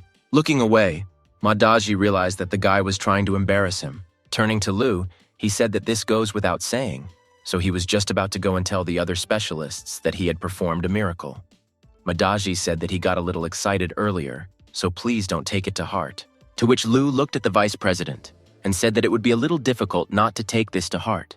Madaji immediately became enraged and, literally burning with anger, asked what kind of attitude towards him was this. He asked the guy what kind of attitude this is, because he is the deputy director, and he is just an orderly. He should show respect. To which the young man replied that respect must be earned. And if you look at Director Ma, he clearly does not deserve it. The young man said that he was not as good in medicine as he was, and he was not as good in medical ethics as the director, so why should he respect him? Lu said that if a doctor cannot put the patient's life first, then it is better to take off the white coat as quickly as possible so as not to tarnish the noble profession of medicine. Hearing this, Madaji's face straightened out, as if he had eaten a very sour lemon, after which the young man just silently stared at the vice president when Li Mengan, who was standing behind him, smiled. The director tried to smooth things over by telling Madaji not to be angry with the orderly. He praised the young man, telling him to go and rest, to which the guy just nodded silently because he, however, was incredibly tired. Lu calmly walked past the vice president, who was staring at him with displeasure. Li Mengan said that Lu looked tired, so she would go check on him. The director agreed, telling her to take care of Lu since he did a great job this time. Madaji watched with extreme dissatisfaction as the girl left. He was generally dissatisfied with how the situation had developed. Meanwhile, Lu had already reached the nurse's duty room. Having gone inside, the guy first went to the bed, without even taking off his protective clothing after the operation. Sitting down, he finally exhaled heavily, saying that it still worked, because otherwise there would have been a lot of trouble. It has been quite a long time since he used this set of golden needles. He has lost too much internal energy, so he needs to recover a little. Then his attention was attracted by the door, which someone was opening to go inside. Li Mengan, who had already taken off her protective clothing, looked in on him. The girl asked how he was feeling. Looking at the girl who came, the guy asked why she came to him. Li Mengan sat down on a chair and replied that she would like to know exactly how he did it. Lu asked what she was talking about, to which the girl told him not to pretend, because she clearly saw that the reinforcement went through the old man's neck and got stuck between the throat and the carotid artery, so that it could not be removed by ordinary surgery. The young man said that he just pulled out the fittings. What difference does it make? Apparently, the girl wanted to know this too much. Approaching Li Mengan, he invited her to lie with him for a while, and in return he would tell her. The girl immediately blushed at such a proposal. Li Mengan hesitated for a second because she didn't know what to do at the moment, so she chose to just hit him to get away from her. When the guy fell back on the bed, Li Mengan said that he was constantly looking for an opportunity to take advantage of her, ashamed of himself. And when he did not respond to her words, she told him to stop pretending, because Li Mengan would not forgive him if he pretended. Approaching him, Li Menghan irritably said that she would strangle him if he did not get up. The girl fell silent for a minute when the guy did not react to her words. Realizing that something was wrong, she gently shook his shoulder, surprised that he lost consciousness, because the girl did not hit him hard. The young man seemed to be delirious. He lay with his eyes tightly closed while sweating profusely. Here Li Mengan became worried, asking what was wrong with him, simultaneously saying that she did not want to beat him. Lu barely opened one eye, but it was clear that it was given to him through force. The last thing he saw before losing consciousness was Li Mengan, who was shaking him, telling him to wake up. But Lu no longer heard her. He slowly but surely floated away into the sleepy kingdom, if you can call it that. It would seem that time passed unnoticed, and Lu was about to wake up. Finally starting to open his eyes, the young man did not immediately begin to move away from sleep, and having opened one eye, he still could not understand where to be, because he usually woke up at home. Li Manhan, who was sitting nearby on a chair, noticed that he had woken up. Halfway up, he leaned on one hand to support his body. Lu asked what time it was and how he fell asleep in the first place. Li Mengan replied that he was probably so tired that he suddenly lost consciousness. It was already past 8 in the morning, so he had slept for more than 10 hours. In her heart, she rejoiced that he didn't remember anything. Lu himself was surprised that he slept for so long, because it seems that this time he really spent too much energy. Walking out of the room, Li Manhan told him to lie down and not move, while she went to the dining room and brought him breakfast.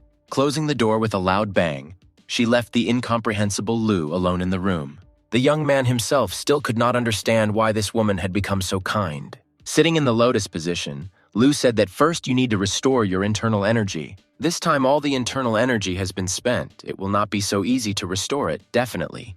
Just sleeping is not enough, because this time the costs are huge. He suddenly felt that his core began to gain momentum, as if it began to exude energy. It seemed that his 9-revolution golden core had successfully entered the second revolution, and that was good news. 3 years have already passed, and his 9-revolution golden core is stuck on the first revolution, but he never thought that he would be so lucky this time.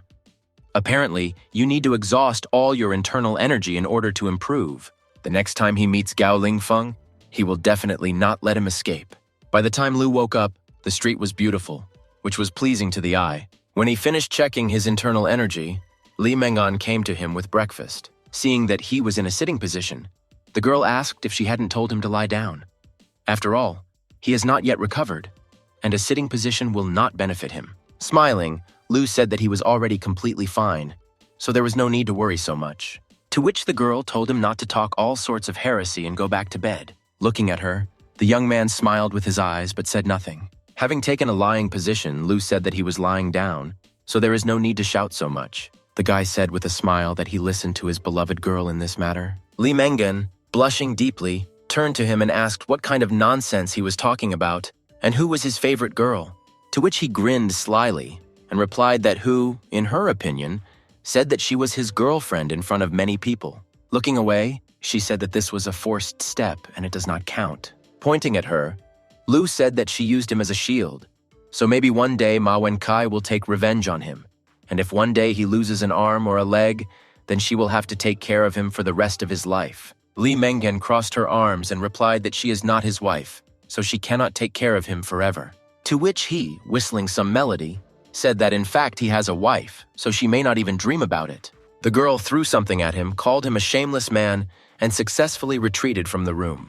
Lu caught the mantu flying at him when she was already out the door, slamming it loudly. The young man only smiled at this action, because he sees this almost every single day. He grinned, saying that this is what a tigress looks like, but the next moment he burned his tongue with the hot mantu. On this day, the weather was beautiful outside, so those who were on duty at that time only had to watch her from the window. But apparently someone wasn't having a good day, since he was throwing dishes, shouting that it was outrageous. At this time, Ma Wenkai entered the room and froze for a second, looking at the fragments of the vase. Walking inside the room, he stared at the furious father, asking what was the matter and why he was so angry. To which he irritably replied that why could he still be angry, if not because of that guy, Lu.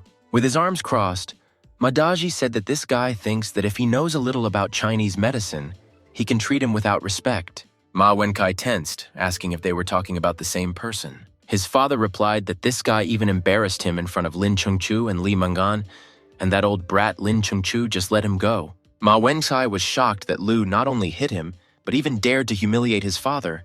What a turn. Sitting next to his father on the sofa, Ma Wenkai said that they should teach this guy a lesson. He took a cigarette into his mouth and looked at his son, asking if he had any ideas.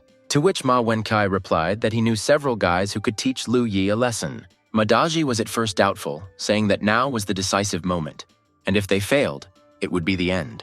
Ma Wenkai replied that he needn't worry, because he won't be discovered if he doesn't appear in person, and even if the guy guesses, he won't be able to do anything. After all, in any case, Madaji will soon become the director of the hospital, so they have nothing to worry about. Having heard his son's last proposal, the vice president said that since he wanted it, then they would do it. Lu, meanwhile, was in the Ministry of Affairs of the hospital where he worked.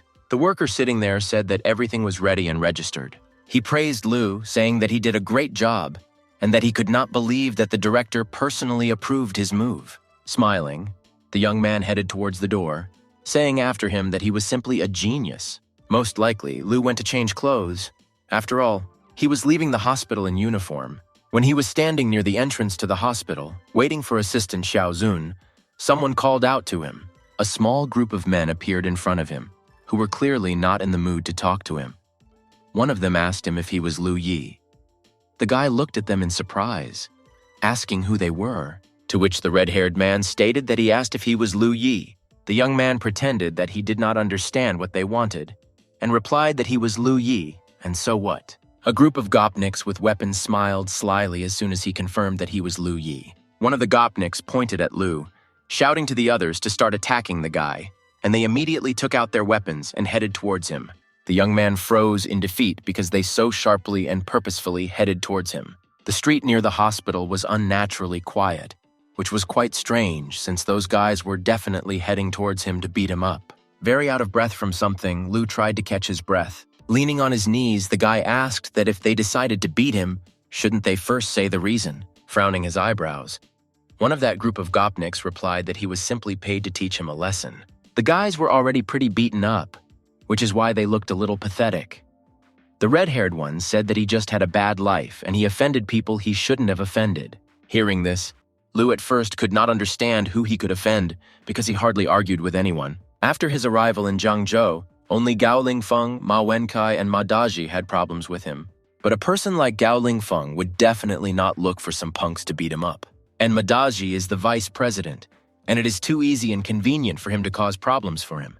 So there is no point in him resorting to such petty tricks. Then by all accounts, it turns out that this is Ma Wenkai because this is in his spirit. Lu said that he realized who sent them, which took these already pretty beaten guys by surprise. Bending down to pick up the bat that one of the gopniks had dropped, the guy said that sooner or later he would make Ma Wenkai pay for this. A shadow fell on Lu Yi's face as he picked up his bat and, stepping over the bodies, walked towards them, saying that they must finish what they themselves started. The remaining gopniks, who were able to stand on their feet, widened their eyes at him, seeing that he was heading towards them. Everyone quickly began to run away from him. One was still unlucky, and he got it from Lu. The guy himself, screaming, asked them how they dared to attack him. While he was chasing the gopniks, shouting that they should not run away from him, a gray car, which stood a little distance away, was watching him. The glass in the back seat was slightly lowered, and in this opening a camera lens was visible, which kept clicking interesting shots. The one who held the camera and photographed everything smiled evilly, although his face was not visible. The weather outside was surprisingly as beautiful as it was in the morning. Lu Yi has already managed to return home and collect all his things that are necessary for the move. Someone called him, and he answered that he had already packed his things and was about to come down. Leaving the entrance with his belongings, Lu almost drooled when he thought about moving to a new house. Standing near the car, Xiao Lei, moving her eyebrows to the bridge of her nose, irritably asked him why he was taking so long. She was in the car in a flash, shouting at him to get into the car. But the young man still could not understand what was the matter and why she was angry. Dusk was slowly but surely approaching the city, and the sun was setting below the horizon. They were just approaching Lu's new place of residence, passing through the entry control. Finally, they began to drive into the very courtyard of the villa where the guy will live. The car door was opened by a special worker, and as she walked out, Xiao Lei said that they had arrived. Getting out of the car, Lu was amazed at how huge this villa was. Assistant Xiao Zun said that she lives on the 3rd floor with Madame Xiao, and his room is on the 2nd floor. And she also warned him not to go up there idle. The girl said that if Mrs. Xiao was in danger, he would have to immediately go up to their floor. To which Lu replied that he was actually a private doctor, not a private bodyguard. So why would he come up? Suddenly, his phone rang, and he took it out to see who it was. Seeing that it was Xiao Zun calling, he smiled and turned the phone screen towards her assistant, causing her to look at him, blushing with anger. Smirking, Lu teased her by saying that as she sees it, Xiao always calls him first. To which she, frowning, replied that this could not be, and it was probably something unimportant. Picking up the phone, he stuck his tongue out at Xiao Lei and said into the phone that he had already arrived, at the same time asking where she was. But a male voice answered him, which immediately alerted the young man. A voice from the phone asked if he remembered him. Lu immediately recognized this voice as Gao Lingfeng himself. He, surprised that the guy knew his name, said that it seemed that this woman had told him a lot about him. Lu asked him why he had Xiao's phone and what he did with her. While Xiao Lei was watching him, she didn't understand what was happening. A man with a scar covering half his face, grinning, asked what he thought. Looking at the unconscious girl behind him, he told the guy to guess what he could do to her. When Lu frowned, a shadow fell on his face and he shouted and asked what he wanted. To which he replied that everything was simple. He would send him the address, and he would come alone, and they would see if he could save her this time. Finally, Gao Lingfeng told him to remember that he must come alone, otherwise this woman will die. Xiao Lei screamed and asked what happened to Mrs. Xiao. The blonde shouted at him to say something, but he remained silent, wondering what to do next. And having come up with something, he instantly found himself in the car, getting behind the wheel. Xiao Lei asked what he was doing. He turned the car around at great speed and sped away while Madame Xiao's assistant shouted and asked where he was going. Lu didn't even listen to her. He headed to the place whose address Gao Lingfeng had sent. This weakling, contrary to expectations, was the first to act and took a hostage.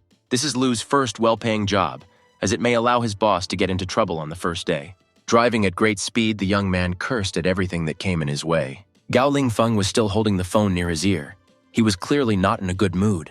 Calling the boy an unpleasant word, the man said that last time he had already ruined his good deed and forced him to go through all this trouble.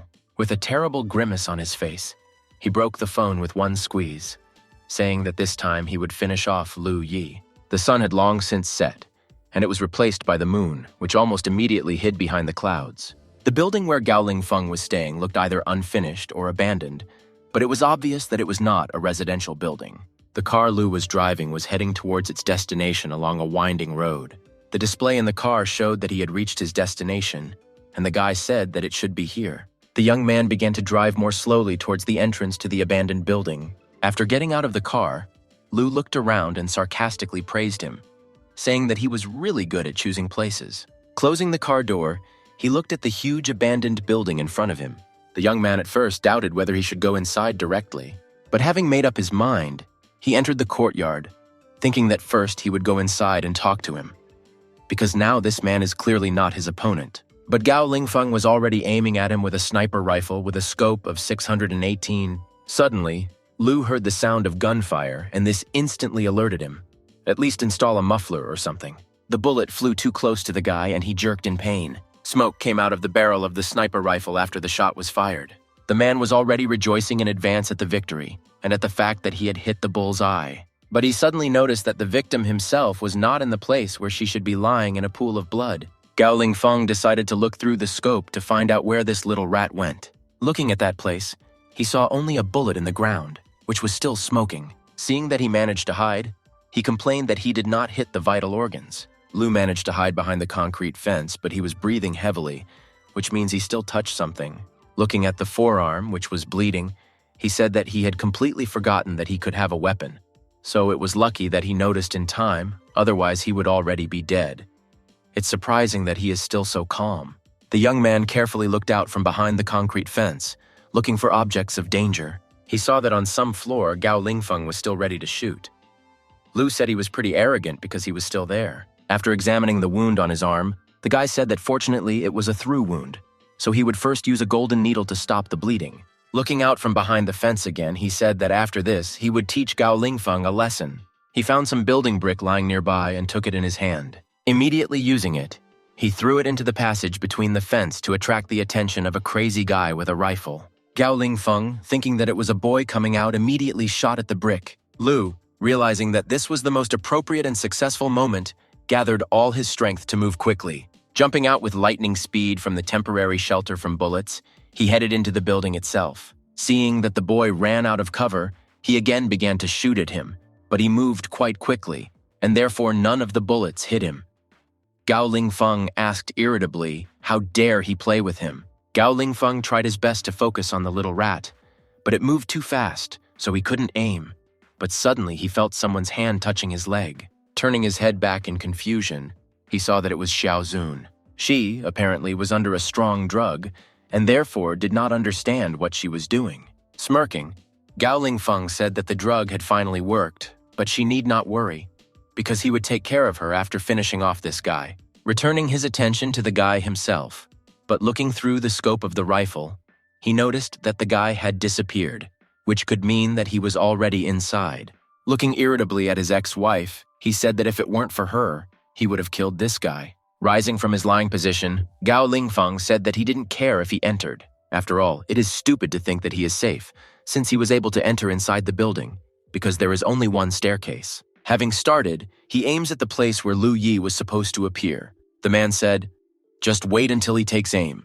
Gao Lingfeng waited silently until this annoying guy appeared on the stairs. He smiled slyly, naively thinking that as soon as he stood up, he would immediately finish him off with one shot. Lu was clearly many times smarter than him because he didn't take the stairs, instead climbing the wall. Like a ninja, he quietly and quickly appeared behind Gao Lingfeng, who was aiming at the stairs with a smile. Suddenly, Gao Lingfeng heard behind him Lu Yi asking him what he was staring at. But before he could turn around, Lu knocked him down, thereby forcing him to lose the rifle from his hands. Almost falling onto his back, Gao Lingfeng could not understand how this guy ended up behind him so unnoticed. But this cunning man managed to jump a short distance from the guy in time. Gao Lingfeng clenched his teeth to the point of gnashing because he had lost the weapon from his hands, and the battle was no longer so inclined to his victory.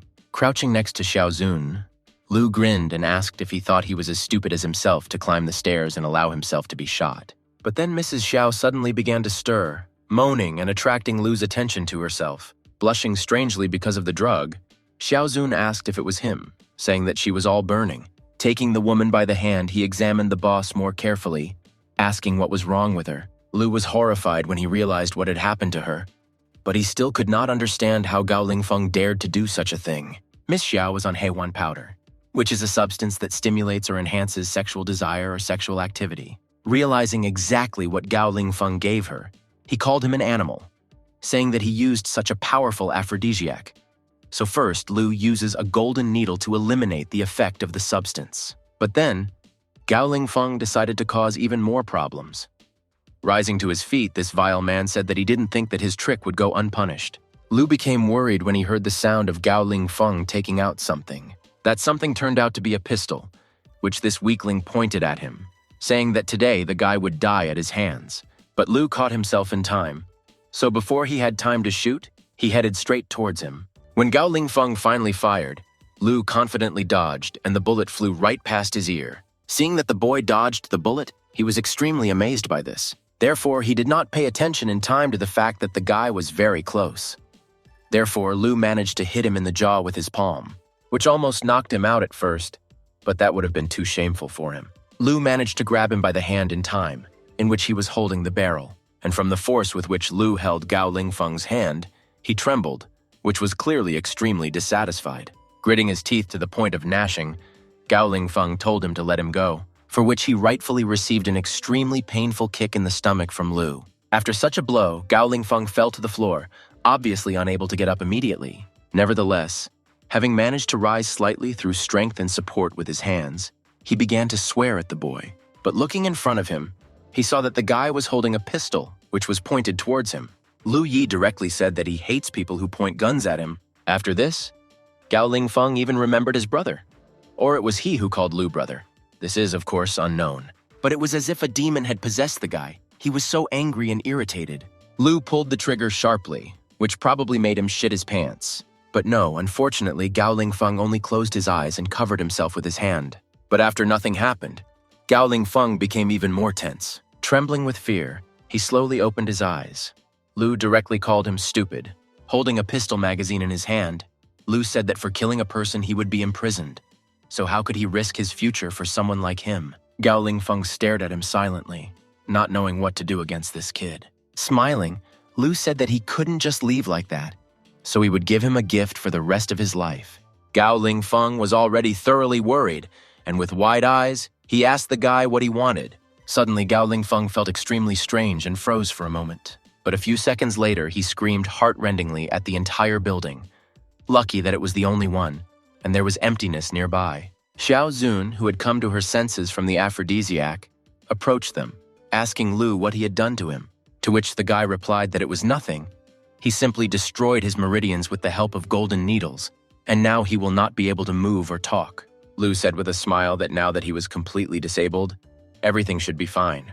But apparently Mrs. Xiao was not too happy with such a lenient punishment for this vile type, and it seems she wanted to carry out her own punishment for her ex-husband. When the girl stood right in front of him, Gao Lingfeng turned his attention to her. Apparently, he already understood what Xiao Zun wanted to do, and this clearly would not end well for him.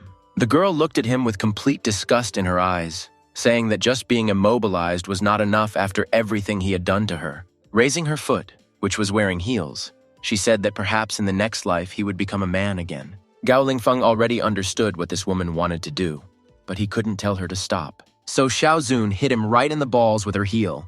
She is sure it was extremely painful, which it really was, but she didn't stop, continuing to attack him with some kind of fury, but you can understand her. Lu himself began to tremble from the cry of pain of this man.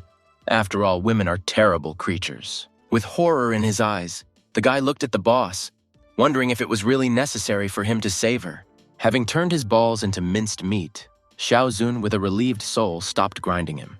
Gao Lingfeng was already in tears, and white foam was coming out of his mouth, which meant that he was no longer able to. Looking contemptuously at her ex-husband, Mrs. Xiao said that from now on he will drag his crushed boyfriend around for the rest of his life. When the girl walked away from the morally crushed man, they heard the sound of the phone ringing. Approaching Gao Lingfeng, Lu began to search him, surprised that a person like him still had people who wanted to contact him. Seeing that the number was international, Lu was even more surprised, and for some reason Gao Lingfeng tensed, which was too noticeable from him. Looking suspiciously at Gao Lingfeng, who began to behave too suspiciously. Looking at the phone screen, the young man opened the message applications. One of them had a strange wording, and Lu didn't understand why there was an extra to carry out the task, and a screenwriter. Turning to Mrs. Xiao, he asked if she knew what this meant, to which she rhetorically asked how she knew their code. Then Lu turned to Gao Lingfeng, saying that how about making a deal? He will tell him about the identity of the screenwriter and what kind of task he is performing. And in return, Lu will heal his wounds and guarantee food and clothing for the rest of his life. Apparently, such a deal did not attract Gao Lingfeng's attention, so he turned the other way. Seeing that he turned away, Lu took this as a negative answer. Rising to his feet, the young man said that he didn't care anyway, but it would be difficult for Gao Lingfeng to get out of this building. This attracted the attention of this vile guy. Approaching the boss, he said that he himself should understand that no one would come to the place that he himself had found for 10-15 days. Therefore, by the time Lu comes back to visit him, everyone will think that he is a homeless person who died of hunger. Realizing this, Gao Lingfeng tried to make at least a movement to show that he was ready for such a deal. Coming closer, Lu squatted down next to him, asking if he now understood everything. The guy took the golden needle out of him, saying that if he wanted to play the tough guy, then he should have played to the end. Otherwise, it would not be fun. But apparently, Gao Lingfeng had completely different plans, because he smiled madly and said that he was stupid. Lu twitched, but realized what he would try to do, so he looked warily at the man. Gao Lingfeng was about to move the part of his front tooth that contained the poison, but Lu grabbed his face in time, asking him what he was doing. But even after Lu grabbed his face, not allowing him to move the tooth further, he still did it.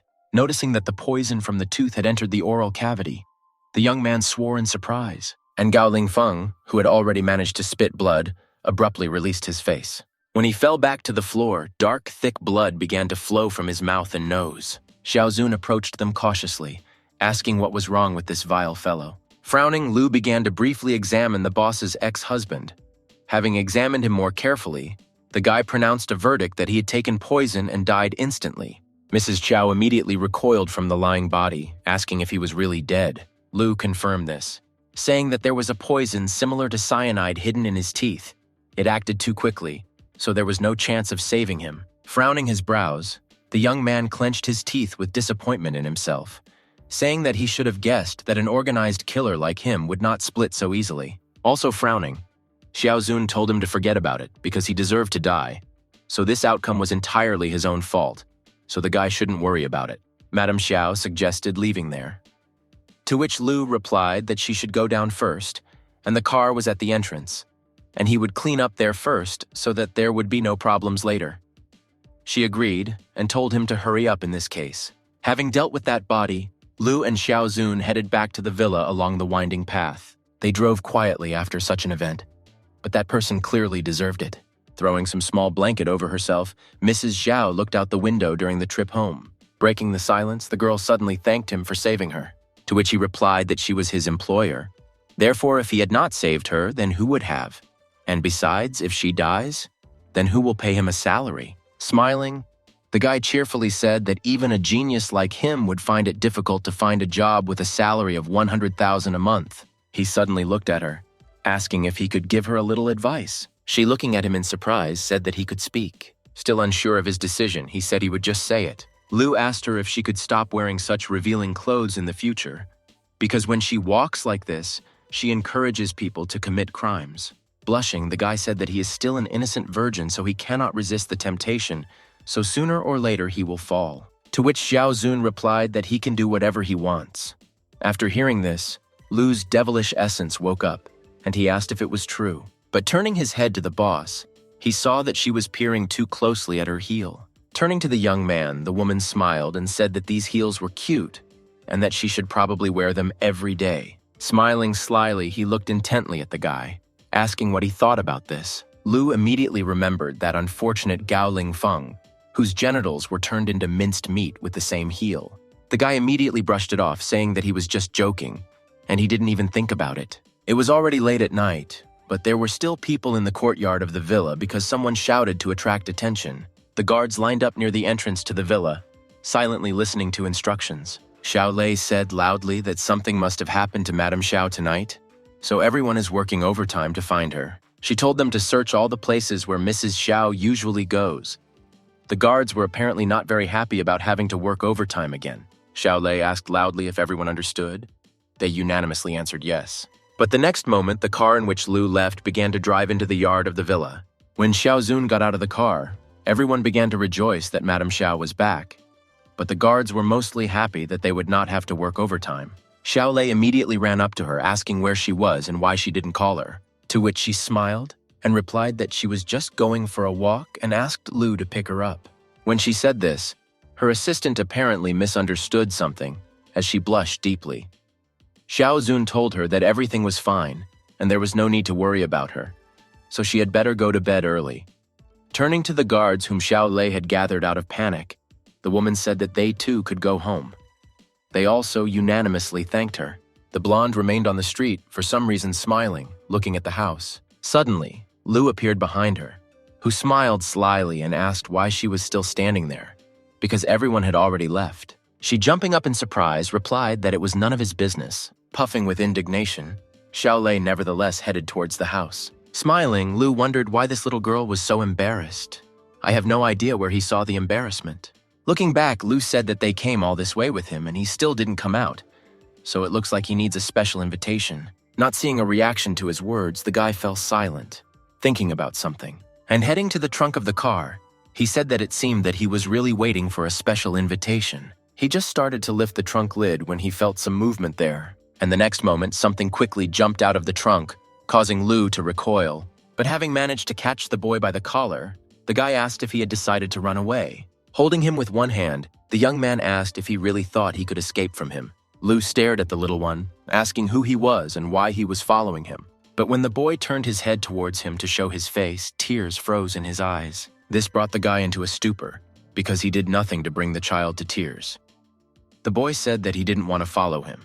He just thought he looked a lot like his dead older brother, so he followed him. Making a more tearful face, the boy said that he and his brother were both orphans and grew up in an orphanage, and last year he got into a car accident and left it forever. Thinking that life had already shaken the boy, he let go of his collar, and he seemed to be waiting for just this, which was evident from his brilliant gaze. And quickly making a couple of somersaults, the boy found himself outside the villa, taking Lu by surprise. Sticking his tongue at the elder, the little one said that he thought he was a smart guy, but turned out to be a simpleton, to which Lu irritably replied that he could catch him at any time, asking who he thought he was, to which he proudly stuck out his chest and told him to brag less, because in all of Jiangzhou there had not yet been born a person capable of catching him, a flying monkey. Smiling widely, the boy said to tell the beauty that he condescendingly accepted this diamond bar card. At first, Lu didn't understand why this little guy was saying this, so he just looked at the boy in bewilderment. Waving his hand, the guy said that it turns out that he was just a little thief. It's a pity, of course, but he can keep this card and get out of here. Hearing this, the boy first tried to understand where and what the catch was. So the next day arrived, on which Lu must go to work again. Walking down the hospital corridor, he yawned and said that he didn't get much sleep because of the night before, so maybe he should take the day off. Stopping, he noticed that a crowd of nurses were discussing something among themselves. When they saw him, they greeted him, saying that at last he had come. They began to congratulate him, saying that this would have to be celebrated. And Lu still wondered what they were talking about. One of the nurses, realizing that he did not know anything, said that Director Lin was going to announce him as the head of the Chinese medicine department. He, surprised that it happened so quickly, replied that the director did not tell him in advance, so how could he know? The second nurse said that Director Lin is really trying this time, but there are many people who are against it, especially Vice President Ma. She said that they were still discussing it in the conference room, and it seemed that the vice president was determined to prevent this from happening. Surprisingly, no loud debate was heard from the conference room. Everyone sat at the table as if they had filled their mouths with water. Apparently, they have nothing to say in such cases. There was dead silence in the hall. Tension was in the air, but no one spoke first. But it seems that someone did start the conversation by saying that everything is quite simple. With his hands clasped, Director Lin said that if they agree with his proposal to appoint Lu Yi as head of the Chinese medicine department, then the meeting is over. But if not, then they need to give him a reasonable explanation. Ma Daji said that he thinks his proposal is very immature, because how can an orderly be the head of the Chinese medicine department, so he is against it? Narrowing his eyes, the director looked at the vice president, asking what was wrong with the orderly, and why the orderly did not have the right to be a doctor. To which Ma Daji replied that even if he has the right to be a doctor, so what? He does not have a license to practice medicine, so he cannot be a doctor. Pointing to all the doctors at the table, the vice president said, "Look at everyone, because is there anyone among them without a license?" Other specialists nodded, as if confirming this but without expressing their opinion out loud. Looking gloomily at the vice president, Director Lin said that he would deal with this himself. Lin Chengchu asked what if he insisted that Lu Yi become the head of the Chinese medicine department. This made Madaji dumbfounded. Therefore, he decided to take extreme measures, saying that in this case, if he did this, he would sue the director. The other specialists were literally shaking with fear and tension that was in the air due to the arguments of these two. With his hands on the table, Director Lin said that in that case, so be it.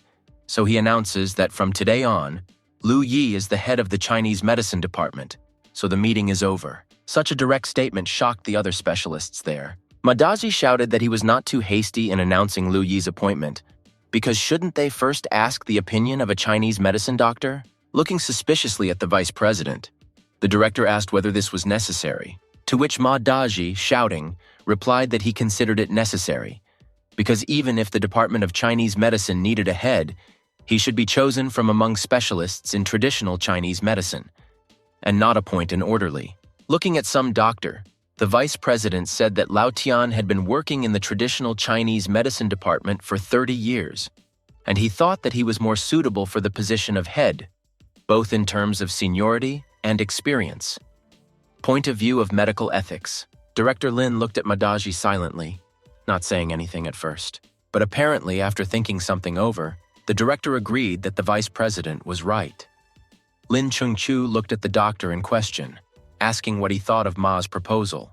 Lao Tian silently looked at the two of them, not knowing what to answer, so as not to make enemies ahead of schedule. Director Lin again asked him what he thought about this and whether he agreed. Now all attention was focused on Lao Tian, waiting for him to respond. The man replied that at his age, he did not have enough strength to hold such an important position as the head of the Chinese medicine department. Lao Tian said that, in addition, he had seen with his own eyes the excellent skill of Dr. Lu, and his medical skills were much higher than his own. So he wouldn't mind if Dr. Lu became the head of the Chinese medicine department. Madaji almost had a heart attack when Lao Tian resigned his position in favor of Lu Yi. He asked what he was talking about, to which Lao Tian said that he had made it clear that the head of the Chinese medicine department should be none other than Dr. Lu. The man added that if it were someone else, then perhaps he would have thought about it. Madaji was already really worried. Li Mengan also joined the discussion, saying that she had also witnessed Lu Yi's medical skills, and to be honest, she also thought that he was more than capable of doing the job. Vice President Ma remained silent, but in his heart he cursed Dr. Li with all his might. Here Director Lin joined in, saying that in that case now there is no problem, because he himself proposed it, and Lao Tian approved becoming the head of Lu Yi. Lin Chengchu narrowed his eyes and asked the vice president if he was going to take back his words. Madaji's temple veins were already bulging, and this showed how furious he was about this situation. Shouting that they would regret their decision, the vice president threw the chair onto the floor and walked towards the exit. When he left, everyone looked at him silently, and no one was going to stop him. He was too nervous a person. Director Lin just chuckled into his mustache, also without starting a conversation, because everything had already been decided. Slamming the door loudly, Madaji began to swear at the top of his lungs, saying that how dare they mock him. Suddenly, a terribly annoying and familiar voice was heard from behind him, asking if this was not Vice President Ma. Turning around, he saw Lu Yi standing leaning against the wall. The young man asked who made the vice president so angry. He looked at the guy irritably, telling him not to be impudent because he would regret it. The young man looked gloomily at the vice president in response, not thinking that he would stoop to threats. When Madaji started to leave, Lu said that he was just calling him vice president, and he was using his position to put pressure on the guy. Indeed, he has a lot of impudence. Hearing this, the vice president flew into a rage and furiously turned to the boy, intending to tell him everything that had been boiling over all the time, to which Lu, covering his nose with his palms, looked at Madaji with hostility, telling him not to talk to him, because it's really disgusting, don't you know? Madaji's capillaries in his eyes had already burst. Out of anger, he was about to burst into an angry tirade. But fortunately for Lu, and unfortunately for the vice president, he fainted. Sitting down next to him, the guy said that it seemed like he had already seen this somewhere. Just a few words, and he fainted with anger. It seemed that Madaji was holding too much anger inside himself. Both father and son are both in bad shape. By that time, other specialists had already arrived and, leaving the conference room, saw this spectacle. Director Lin asked what was going on and what happened to Vice President Ma. Looking at the doctors who arrived, Lu at first did not answer, but therefore smiled a devilish smile. In the evening, the weather deteriorated a little, and a strong evening rose. Lu was already sitting in his newfound room in the lotus position meditating. Smiling contentedly, the guy thought that, as expected, it was much easier to practice this way. Suddenly, he heard some noise from the third floor. This interrupted his meditation. Looking at the ceiling, frowning, Lu asked what that sound was. He thought that something might have happened to Mrs. Xiao, so he headed to the third floor. Approaching the door of Xiao Zun's room, Lu began knocking on the door, asking if Madame Xiao was there. When the boss didn't answer, Lu thought that maybe something really happened. Taking out one of his golden needles, the guy thought that he would just open the door with a golden needle. That's all. Suddenly entering the room, he immediately found that Madame Xiao's bedroom was empty, and the girl was nowhere to be seen. He saw that the bedroom window was open, which could have been either ventilation of the room or a kidnapping. Looking out the window, the guy began to process everything he had just seen. Suddenly, he heard Xiao Zun's voice from the next room, the door of which he did not notice. Moving away from the window, the young man was surprised that there was another room. Wary, Lu carefully began to approach the door, wondering what might be there. In an instant, finding himself near the door to that room and pulling the handle, Lu expected to see the enemy. He finally pulled the handle towards himself, opening the treasured door. But all he saw there was Xiao Zun, who was sitting on the floor in only a t-shirt surrounded by water. Not to say that this completely disappointed Lu, but he clearly did not expect this. Xiao Zun looked at the guy who entered the bathroom and asked how he got there. Having woken up, Lu immediately jumped out the door, closing it behind him, and at the same time asking for forgiveness. Blushing, the guy said that he didn't know there was a bathroom there, so he would leave right away, to which Miss Xiao shouted that he should not leave yet, because she had sprained her leg, and since he was a doctor, he should examine her. Opening the door a little, Lu looked in surprise because he didn't expect this. Looking at her sore leg, the girl said that she simply slipped and hurt her ankle. Instantly, he walked up to Xiao Zun and said that it looked like it was a sprain. Then Mrs. Xiao became worried, wondering what to do because her leg hurt so much. Looking carefully at the boss, Lu said that then he would have to take her out of there and then treat her leg. She agreed with this. When Lu picked her up, they both turned very red. The guy wanted to know what kind of shampoo she uses, because she smells good. Pressed close to the young man, Xiao Zun smiled contentedly at something. Having sat her on the bed, Lu took out a first aid kit so that he could treat his leg. Smiling, the girl asked what he did before he moved to Jiangzhou. Looking at her, the guy asked why she was suddenly asking him about this, to which she replied that he was so strong and also well-versed in medicine, so she became curious. Lu replied that in fact, there was nothing special, because he was like all ordinary people. But perhaps he just had a good teacher. Now Xiao Zun became even more interesting, so she said in surprise that he had a teacher, simultaneously asking if he was stronger than him. Lu immediately replied with admiration in his voice that, of course, naturally his teacher was 100 times stronger than him. Their conversation was suddenly interrupted by a knock on the door, and Xiao Zun, worried, asked who was there. It was Xiao Lei. The girl said it was her, asking if she was already sleeping. Miss Xiao replied that she was still awake, asking if she wanted anything. The assistant said that she heard some noise upstairs. The girl asked if everything was okay. Xiao Lei suddenly noticed that Madame Xiao had left the door unlocked and said it out loud. At this point, they got really worried. And Lu was already digging a hole for his coffin, because it was all over, and all because he forgot to lock the door when he entered. The guy quickly jumped out of bed, starting with the boss to look around in search of what would save the situation. Suddenly, Xiao Zun's dressing room caught their attention, and they focused on it. Pointing at her, Xiao Zun hurried to remind Lu to hide there. Just the next moment, Xiao Lei, who was causing all the fuss, entered the room.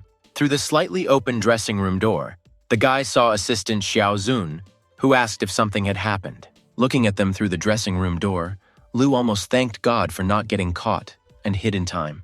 Turning his head to the side, he began to look around the room, and the first thing that caught his eye was Mrs. Xiao's underwear and pajamas. The most important thing that caught his attention was Xiao Zun's bras themselves. Therefore, he decided to look around the entire room and suddenly realized that this was the boss's personal dressing room. Taking one of the bras, Lu began to smell it, thinking what a divine scent it was. Walking up to the boss, Xiao Lei said that she just heard strange noises in her room, so she came to take a look. Seeing Xiao Zun's leg, the assistant almost screamed, asking what happened to that leg, To which Xiao Zun replied that everything was fine, she just fell and had already applied the medicine. She examined her leg more carefully and noticed that the medicine had actually been applied. Xiao Lei asked why she didn't ask her to help, so the assistant will now help her clean up. For some reason, blushing, the blonde said that the boss had twisted her ankle, and that's why it was uncomfortable. Blushing even more, the girl asked Xiao Zun that why don't she stay with her for the night. Xiao Zun, not understanding what she was up to, looked at her in bewilderment, with a question in her eyes. Lu was absolutely terrified, because he couldn't hide there all night long. Xiao Zun asked with doubt in her voice if she wanted to sleep there with her, to which she confirmed this, and said that Miss Yao sprained her ankle and it was causing her discomfort, but the blonde could take care of her. Xiao Zun, remembering that Lu was still hiding here, told her not to worry, because she was no longer a child, so she could take care of herself. Xiao Lei looked at the boss doubtfully, reminding her of the injury. Mrs. Xiao replied that she needn't worry, because she could handle it. Then the blonde asked again if she really didn't need her help, to which Xiao Zun replied that yes, it was too troublesome. Agreeing with the boss, the girl said that then she would help her clean up. Xiao Lei told her to rest, and in the morning she would cook rice porridge for her. Smiling, Xiao Zun agreed, saying that it was time for her to go to bed too. Having tidied up the first aid kit, Xiao Lei went to her room, and Xiao Zun waited a few more seconds until she finally left her room. The girl, warily looking at the exit door, told him to go out, because the assistant had already left. Opening the dressing room door, Lu said with relief that he was so scared because of Xiao Lei. Looking at the boss's sore leg, Lu asked how her leg was, to which she replied that she was already much better, thanks to him. Heading towards the exit of the room, the guy said that it was already late, so he would go to bed. Xiao Zun just wished him good night, but then she suddenly remembered something, telling him to wait. The young man turned to her and asked what was the matter. Xiao Zun asked if he was free tomorrow evening because there was a banquet tomorrow evening, and she wanted him to go with her. At first, Lu found this interesting, and he looked at the boss in surprise. But in the end, he refused, saying that he would not go because it would cause unnecessary trouble. He said that their so-called banquets are just a bunch of successful businessmen showing off to each other, so it's too boring. Sitting back on the bed, Xiao Zun said that it's okay if he doesn't go, she'll just ask Xiao Lei to come with her. Blowing off non-existent specks of dust from her nails, the girl said that tomorrow evening there would be many long-legged beauties, but unfortunately, some would not be there. After hearing this, Lu instantly changed his shoes, saying that after all, she is his boss, and he is obliged to protect her, so he will reluctantly agree to accompany her. Raising her eyebrows, Xiao Zun smiled slyly and said that she was not forcing him. To which Lu, blushing, told her to stop because it was his duty. And again we found ourselves in the hospital, where it was as quiet as in the morgue department. Vice President Ma was lying in one of the rooms, and his son, who came to visit him, was pouring him something from a thermos. While eating a banana, Madaji asked his son what the current situation was in the hospital while he was lying in bed. He asked if they all immediately ran to suck up to Lin Chun-chu when he got sick. Ma Wenkai, doubting that such a thing could be said to his father in his situation, replied that now the most important thing for him is to get well, and everything else can wait until he gets better. Madaji looked displeasedly at his son, asking if he was hiding something from him. Ma Wenkai replied that he should stop beating himself up, to which the vice president yelled that there was no need to hide anything from him, so he should say what happened. Having doubts, the brown-haired man said that now there really are rumors in the hospital. Madaji immediately seized on this, asking what these other rumors were, to which Ma Wenchai said that they say he fainted because he had yin-yang imbalance syndrome. Not understanding what the son was talking about, he asked what kind of yin-yang imbalance syndrome is this? Is it really such a disease? Looking away, Ma Wenchai replied that he had heard them say that people suffering from yin-yang imbalance do not behave like ordinary people in life. For example, one of the symptoms is love for middle-aged men. This shocked the vice president. He immediately realized that this was the work of Lu Yi, but from the anger that overwhelmed him, the vice president fainted again. Ma Wenchai immediately ran to him, asking what was wrong with him while calling for a doctor. Apparently it was a little revenge from the guy for taking his anger out on him. The view of the tall building in which Xiao Zun had his office was simply indescribably magnificent. Getting out of the car, Lu was amazed at how impressive the building looked. Xiao Lei hurried him, saying that Madame Xiao was still waiting for him. They had just approached the checkpoint at the entrance to the building itself. The girls who worked there looked like they stepped off the cover of a fashion magazine. Looking at the girls, Lu thought that this was to be expected from a large clothing company.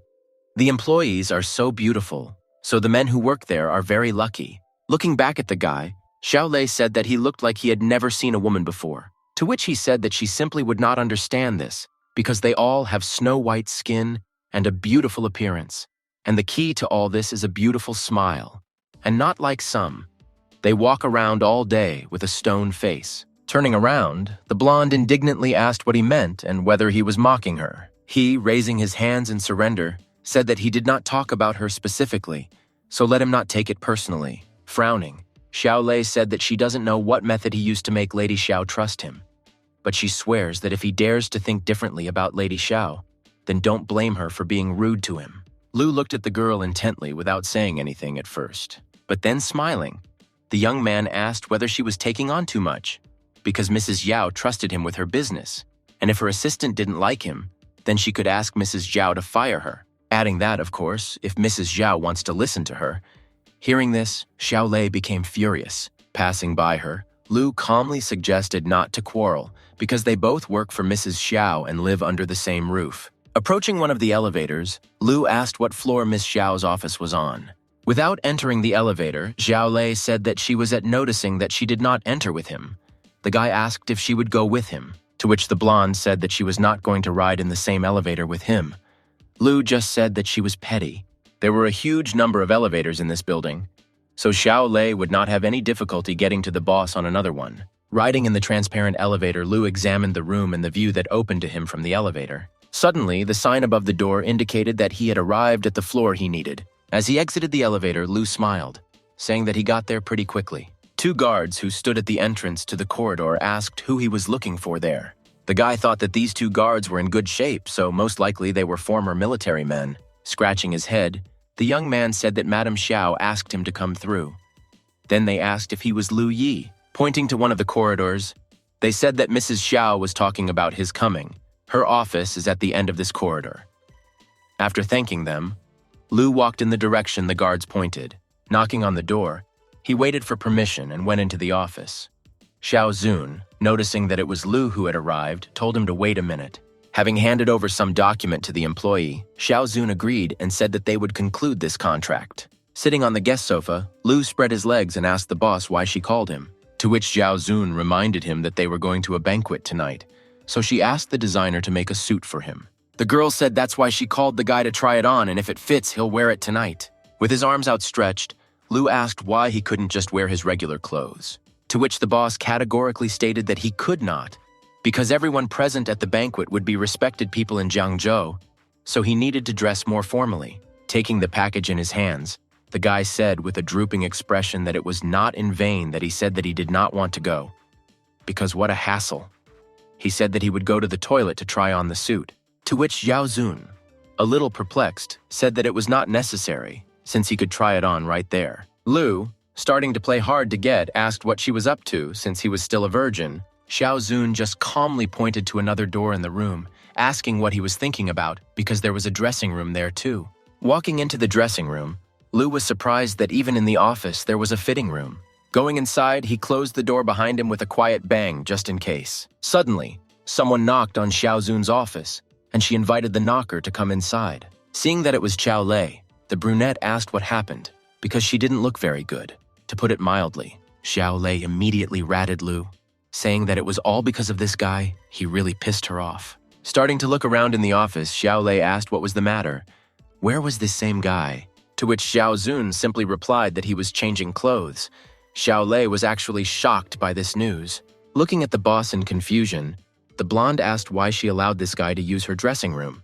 Miss Xiao replied that she asked the designer to make a suit for Lu Yi because he would be accompanying her to the banquet tonight. Hearing this, Xiao Lei was even more shocked, not even knowing how to respond. Shouting, the blonde asked the boss to think again, because this guy is not a good person, and if she takes him to the banquet, there will be trouble. Looking menacingly at her assistant, Xiao Zun asked if she thought she was doing something wrong. Xiao Lei immediately faded under this gaze, stopping protesting against the boss's choice. Bowing, Xiao Lei said that she just didn't want this guy to disgrace Mrs. Xiao, to which Xiao Zun said that she understands that she is trying for her own good, but she is well aware of what she should do herself. Moreover, Lu Yi is quite famous, so Xiao Lei, as her secretary, should be a little more careful with what she says. Bowing her head, Xiao Lei painfully agreed with what the boss said, not daring to protest anymore. Just at this moment, the door of Xiao Zun's fitting room opened, and the girls turned their attention to Lu.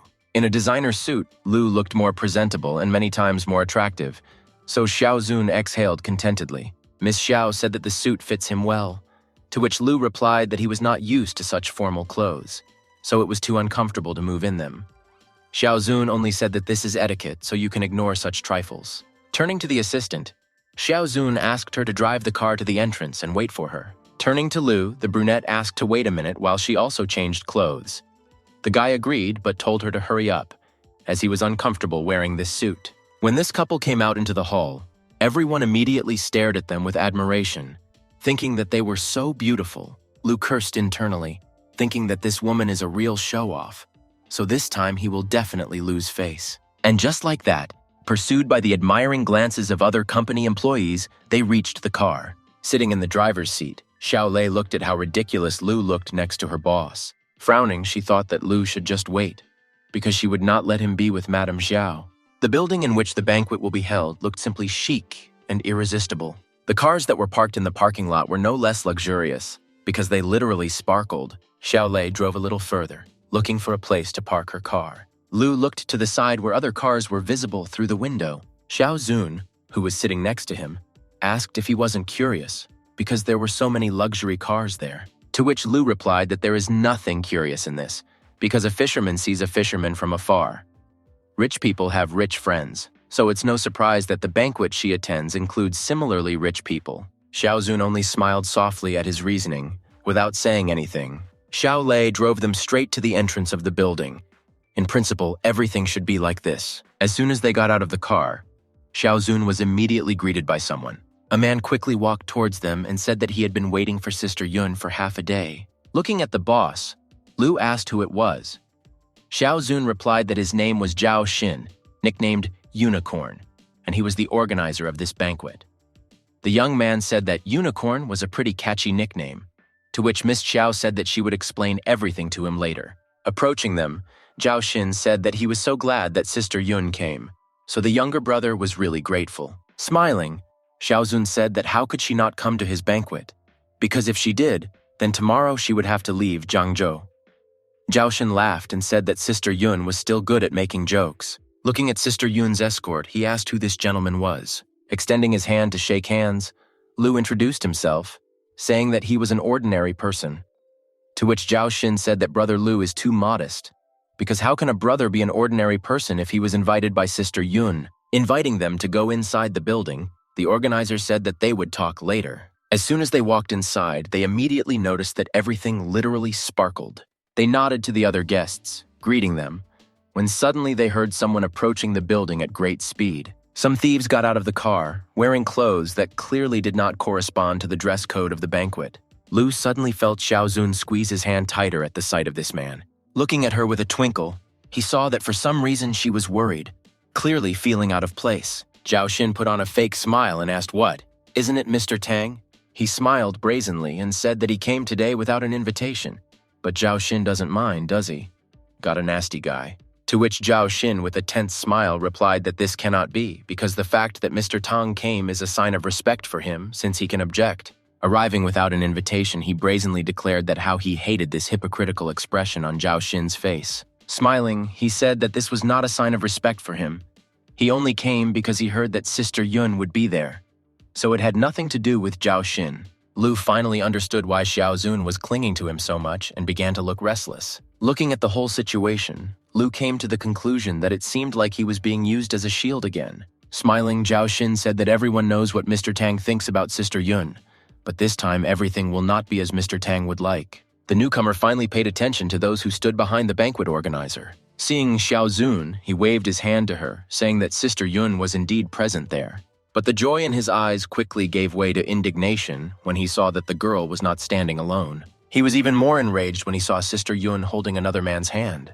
After looking furiously at the companion of the girl of his dreams, he glared angrily at Lu, asking who he was. Zhao Xin intervened in the situation, saying that he would introduce a friend whom Sister Yun brought. His name is Lu Yi. Mr. Tang mockingly asked who it was, because he had never heard of him.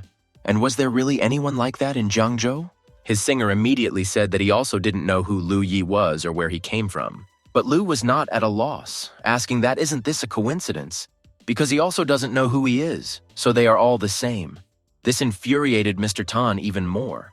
Directing his hand to Xiao Zun's waist, Lu said that he is a small big shot, so he doesn't know him. But he can tell him this. Pulling the girl towards him, the guy said that tonight he was Sister Yun's match, so he had better stop thinking about her. This action towards Sister Yun infuriated the impudent guest even more. But the guy just smiled, seeing his reaction to such a gesture that was not at all of goodwill. Xiao Zun blushed because he pulled her so sharply towards her. Zhao Xin understood what Sister Yun's companion was trying to do, so he just smiled. Mr. Tang frowned and gazed at the couple. Xiao Zun looked quite pleased when Lu pulled her close. Zhao Xin also smiled looking at these two, because Sister Yun was pleased, so he couldn't be against it. Then the guy who arrived with Mr. Tan burst into a tirade, saying who the hell was he and how dare he steal a woman from his boss. The singer asked loudly if he could hear him, to which Lu calmly replied that he was quite noisy. Because of this, the guy quickly lost his temper, literally spitting fire at the young man who was rude to him. But then he was stopped by Mr. Tan, who blocked his path with his hand, stopping him. Smiling, Mr. Tan asked for forgiveness, saying that his younger brother was too impulsive and not very good at speaking. Mr. Tan said he hoped he wouldn't take it too seriously. As he started to leave, he wished them to have fun tonight. Lu and Zhao Xin were slightly confused that he fell behind so easily. Still standing in the hall, Zhao Xin invited Lu Yi and Xiao Zun to come inside. There were quite a lot of people in the banquet hall, but they were all divided into several interest groups. Zhao Xin was quite polite and hospitable, which only created a good impression of him. Lu sat down on one of the sofas because he didn't know anyone present at the banquet. After some time, Xiao Zun approached him, who, apologizing for the wait, said that she had gone to say hello to an old friend. To which Lu replied that it's okay, because it's quite difficult to constantly attend these parties. When the girl sat down next to him on the sofa, the guy asked her to tell her about this unicorn. Xiao Zun said that he was talking about Zhao Xing. He is one of 3 sons in Jiangzhou. She said that this banquet was organized by him, so do not underestimate this person. After all, several years ago, the head of the first family in Jiangzhou used 7 words to describe Zhao Xin. These words were, "Whoever gets the unicorn gets the whole world." Looking at the boss in surprise, Lu asked that this "getting the whole world" is a bit exaggerated. To which Xiao Zun seriously replied that he should not underestimate that, because the people who underestimated Zhao Xin ended up toying with him until they died. Among the 3 sons in Jiangzhou, the most feared are Zhao Xin and Tang Haiyan, but fortunately, they are on different sides. Hearing the second name, Lu asked if this Tang Haiyan was a man. Xiao Zun confirmed that it was a man, saying that she had already seen him. Lu was confused about how and where he could see one of the 3 sons in Jiangzhou. Xiao Zun said that this is the long-haired guy they met earlier. Hearing this, the young man was shocked that he had been rude to such an important big shot, but he still couldn't believe that this big guy was Tang Haiyan. After thinking for a moment, Lu said that it was not surprising that they were on opposite sides. Turning again to the boss, he asked what about one more because there seemed to be 3 of them. The girl said that 3 is Li Tianlong. He is a little different, as he could have shown in the business world thanks to his family, but he decided to join the army instead. Xiao Zun said that he is only 30 years old now, but he was already in the rank of colonel and was recently promoted to regiment commander. Lu said that at this age, being a regiment commander must not be easy. Crossing her arms, Xiao Zun said that strangely enough, the 3rd generation of the Li family is not interested in business. After all, after Li Tianlong joined the army, the Li family wanted Li Tianlong's sister to take over the family business. But contrary to expectations, Li Tianlong's younger sister turned out to be very stubborn, and she went abroad to study medicine. To sum it up, Lu said that being the descendants of rich parents, it is indeed strange. A glass of red wine stood alone on the table, but no one touched it. But after a moment, Lu Yi noticed someone on the other side of the banquet hall. Tang Haiyan stood there holding a glass of wine, slowly sipping it. As Lu looked at him, Tang Haiyan caught his gaze, looking back at him. Lu just smiled at him, as if he knew what this second son in Jiangzhou was thinking about. Looking at their exchanges, Xiao Zun also smiled, thinking about something of her own. Then the girl suddenly asked her companion what he thought. Who was more dangerous, Zhao Xin or Tang Haiyan? To which Lu replied that based on her description, Zhao Xin is a wolf in sheep's clothing. But on the other hand, Tang Haiyan seems to be a more ruthless and indifferent person, so it is very difficult to say which one more dangerous. However, the guy added that in his opinion, Tang Haiyan should not be underestimated. Hearing the last sentence from her companion, Xiao Zun looked at him in surprise, asking why this was. To which Lu replied that this man is there for her sake, and to be humiliated by him in public like this, but at the same time to endure it, is really not easy. This is even though Tang Haiyan had murderous intent. Xiao Zun asked what kind of killing intent it was and why Tang Haiyan had it. Then Xiao Zun suddenly suggested that maybe Lu should leave Jiangzhou. Having misunderstood the boss, he asked if she was afraid that he would drag her into trouble. Hearing his assumption, the girl became agitated and replied that of course not, and that he was not thinking about that. The girl said the reason for this proposal, and that's all because Tang Haiyan is quite vindictive. He doesn't forgive anything, and that's no secret. Xiao Zun said that he is a powerful man, and Lu cannot afford to mess with him, because if he goes to another place, then she is sure that with his skills, he can make a name for himself in the future. She added that by the time Lu returned to Jiangzhou, he would have the capital to confront Tang Haiyan, to which Lu calmly replied that he would not leave Jiangzhou. Then Xiao Zun almost screamed, asking why he couldn't do it. The guy stubbornly replied that there was a person in Jiangzhou whom he was looking for, and he had not found him yet, so the young man could not just leave. Xiao Zun didn't know how to respond to this, so she remained silent, thereby slightly tensed the atmosphere. But Zhao Xin approached them in time and asked if Sister Yun was there. The banquet organizer said that Tianlong's brother and his sister had arrived, asking if they wanted to go with him. Hearing that Tianlong had arrived, Xiao Zun somehow became too cheerful. Rising from the comfortable sofa, the girl asked Lu if he would go with her. Zhao Xin led them through some corridor to the exit where Tianlong and his sister were supposed to park. Walking next to the boss, Lu asked that she didn't say that he was in the army. Xiao Zun smiled and replied that she did not expect him to be there today, because even if he is not in the army, he usually does not appear in public often. Also smiling, Lu said that this is good luck, because today he will see all three sons of Jiangzhou at once. The car in which Tianlong and her sister arrived had just arrived. Tianlong came out wearing glossy shoes and a chic suit, but even without all this, he still looked great. Zhao Xin and Xiao Zun approached him just in time. The organizer laughed and said that it was very difficult to drag him there. Tianlong cheerfully said that he was joking and greeted Sister Yun. Looking at the arriving guest, Lu thought that this is what Li Tianlong looks like. Taking a closer look at him, the guy thought that he looked solid and handsome and seemed to have military gallantry in him. But for some reason, he seemed a little familiar to him.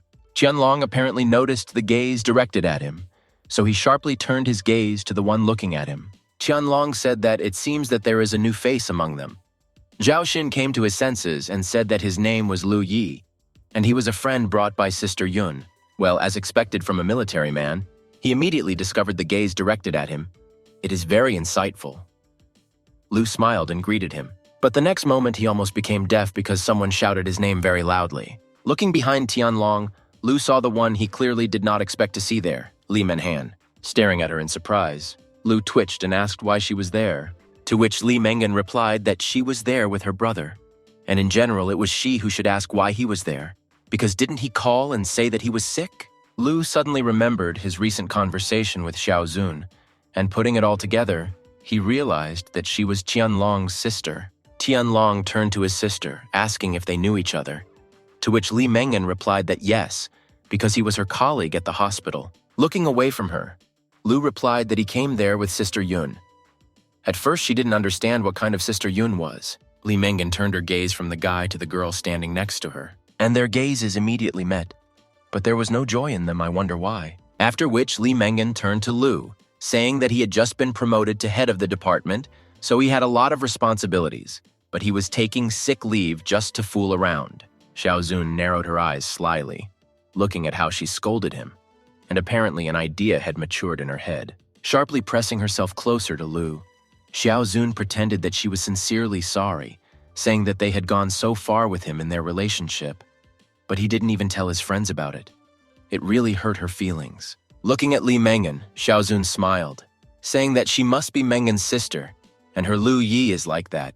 He doesn't like to tell strangers anything. With fake regret, Xiao Zun said that it was so awkward that he pretended to be sick and slipped away. She even asked for forgiveness for him. But this whole monologue only made Li Mengan irritated. Lu was already on the verge of going to heaven, so he was looking for a way to get out of there alive. Tianlong and Zhao Xin mentally asked each other that don't doctors stay in the hospital when they ask for sick leave? Li Mengan looked at Xiao Zun, who was stuck to Lu, seemingly indifferently. Xiao Zun herself was pleased with the effect produced by her performance, so she smiled. Li Mengan told Lu to come to her, and he almost jumped on the spot in surprise. The girl seemed to be smiling. It was clear in her eyes that if he didn't come, she would then collect herself piece by piece. She repeated again that she told him to come over. After this look, Lu almost broke a sweat.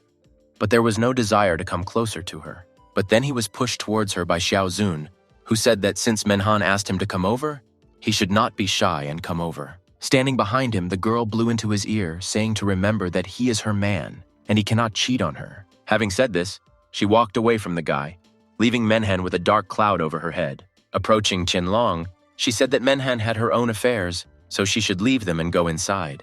Agreeing with her, he headed inside, turning around only once and looking at his sister. Almost crying, Lu asked what was wrong with her. They had just met, and she was already holding out her hands. Lu's ear, for which Manhan tugged it thoroughly as punishment, hurt very much. Frowning, Li Mengan told him to tell him what kind of relationship he had with this fox. Rubbing his sore ear, Lu did not immediately understand the question, asking which fox she was with and what she was talking about. To which Li Mengan said not to pretend, because if Lu does not give her a clear explanation today, she will not forgive him. Hearing something in her voice, Lu somehow narrowed his eyes contentedly, as if he realized something. Coming close to her, he said that it turns out that she was just jealous, and it was quite cute, to which Manhan, blushing, asked what he was talking about. Lu, dodging her fist, said that his wife is so beautiful when she is jealous.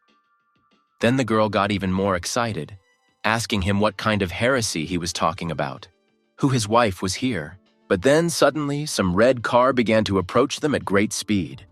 Apparently some kind of native is driving. The red car stopped right a step away from where Menghan and Lu Yi were standing. Ma Wenchai boldly looked out of the car, telling him to get off the road and stay out of the way. Taking a closer look at those whom he had just not shot down, Ma Wenchai fell silent for a minute. Seeing that it was Manhan and Lu Yi, he shouted, asking what she was doing there, and what Lu Yi had forgotten there. Nervously getting out of the car, Ma Wenchai asked why the girl was with him again and whether he forced her. Looking at the unpleasant and rather familiar face, Lu asked what this guy had forgotten there. The lady who was driving and came with Ma Wenchai said that he should pay attention to his position, and here the aborigine himself was found. Getting out of the car, the blue-haired lady asked what she could talk about with people from the lower strata of society. This woman looked stunning with blue hair paired with a leopard print dress. Crossing her arms over her chest, the lady looked arrogantly at Mengan and Lu Yi, to which Lu grinned and asked if this lady was from the so-called high society. He added that it turns out that people from high society like to use silicone pads for breast enlargement. Lu said sarcastically that she had really broadened his horizons. Hearing this, Mengan silently looked at the lady, but in fact she did not care about her. Ma Wenchai also just looked at his companion silently, at first not even thinking about saying anything in response to Lu Yi. But then her scream brought Vensai to his senses.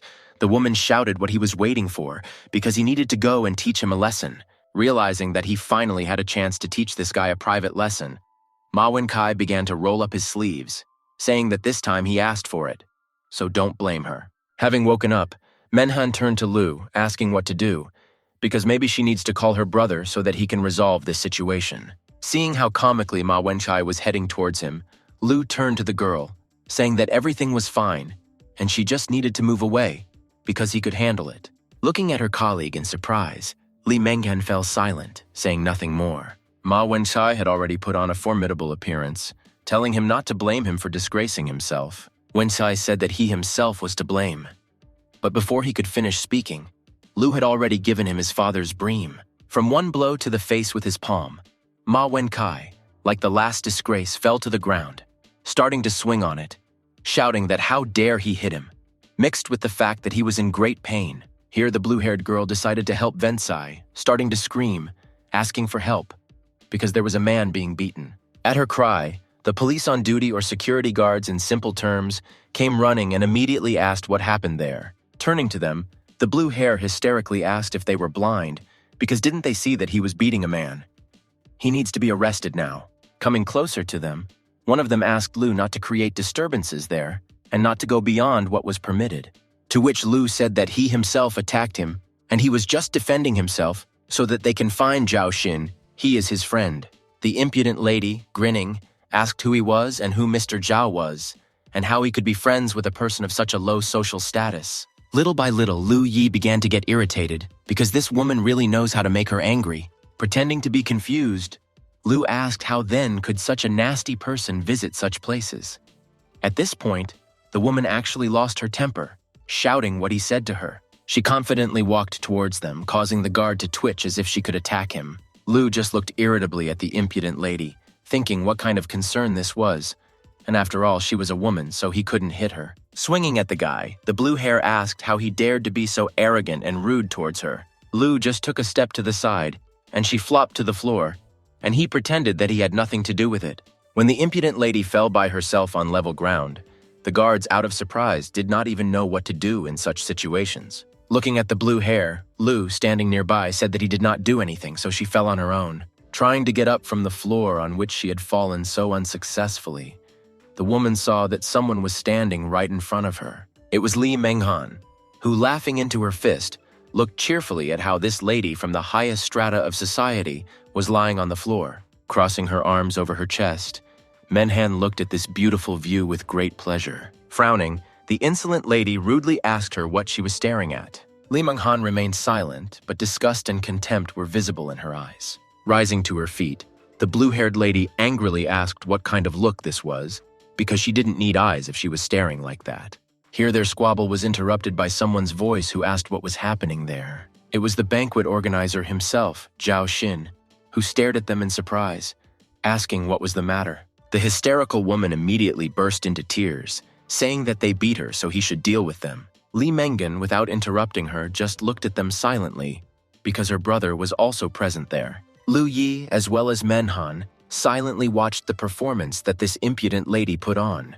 Looking at those whom the blue hair pointed at, Zhao Xin said that this was most likely a mistake. Looking back at Manhan, the hysterical woman said that especially this girl, so he should find people and teach her a lesson in her place. Seeing that she was pointing at Tianlong's sister, Zhao Xin fell out of the world a little. With slight wariness, Zhao Xin turned back to see how Tianlong would react. Although the army-hardened Tianlong did not show anger, his cold eyes actually sparkled with rage. Zhao Xin tried to quickly think about what he should do in the current situation and how to resolve it. Therefore, in order to avoid bloodshed at his banquet, he decided to take away the stupid, hysterical woman. Zhao Xin told her that this must be some kind of misunderstanding, so Yan Ru had better go inside and discuss everything with him there. Snatching her hand from his grip, Yan Ru refused, saying that she didn't want to go anywhere because she wanted him to teach them a lesson right now. Looking at the impudent guest, Zhao Xin asked what she was talking about. He told her that she had enough for today, because if she did not stop creating problems, he would ask the guards to escort her out. What I heard from the lips of Zhao Xin brought the impudent lady into some shock. Frowning, Yan Ru said to keep it that way, because Zhao Xin is ungrateful, because everything he has today is thanks to her father, and he seems to have forgotten about it. Zhao Xin also frowned but didn't know what to say to counter her. Standing not far from them, Lu asked Manhan who she was to behave so arrogantly, to which she replied that how could she know, because she had been working at the hospital since she returned from abroad and barely communicated with them. He was answered by Xiao Zun, who, appearing out of nowhere, said that that lady's name was Yang Yanzhu. Lu even twitched when her voice was heard nearby. His boss said that Yang Yanru's father is the deputy mayor of Zhengzhou City, and with her father's support, she is usually arrogant and power-hungry. Hearing that the blue-haired girl's father was the deputy mayor, Lu said that in that case it was not surprising. Zhao Xin has already asked her, saying that at least for the sake of Uncle Yang, she will stop being hysterical and they will end it there. To which the blue-haired girl replied that there was no way, adding that he was not going to stand up for her, then she would find people herself. Yang Yanru told them not to think they could get away with it, because she would find someone to teach them a lesson. Looking out of the corner of her eye at her offenders, she said that after this, she would break their legs and cut their faces. Zhao Xin almost turned green from her fantasy, such a banality, but it's completely out of place here. Paying attention to what was in front of her, Yang Yanru noticed that a man had approached her. When the gloomy Tianlong stopped in front of her, she only looked at him questioningly. Looking at the man with dissatisfaction, Yang Yanru boldly asked who the man was. Apparently, she didn't even pay attention to the fact that a murderous aura emanated from this man, and to the fact that his eyes expressed that he would not stand on ceremony with her for a long time. Suddenly, without warning, Tianlong slapped her so deliciously that she was even a little shocked by such an attitude towards her dear person. Zhao Xin was almost horrified when he saw that one of the 3 sons in Jiangzhou hit the daughter of the deputy mayor of Jiangzhou. Lu and Manhan were also quite surprised by this action from Qianlong, and Yang Yanju, holding her sore cheek, still couldn't believe what was happening. Turning to him, the blue hair said that he seemed to have not heard what she said, because she would really find people who would kill them. Wiping the hand with which he hit, Tianlong said that he heard her, and he is sure that she is capable of this, so he won't see it as a joke, but as a threat to his family. The man said that if she dares to do something against his family, then no matter who she is, then she should not blame him for being cruel. Li Mengan smiled contentedly, looking at her brother. Lu thought that it turns out that this violent temper is inherited in their family. Yang Yanru frowned even more and silently looked at him. Qianlong looked at her menacingly and said that if she looked at him like that again, he would gouge out her eyes right now. Hearing this creepy threat addressed to her, Yang Yanru stared at the man in shock. Suddenly, if she had placed her foot in the wrong way, she would have already fallen to the ground. But someone caught her in time, holding her with his hand behind her back. I bet it's Tang Haiyan.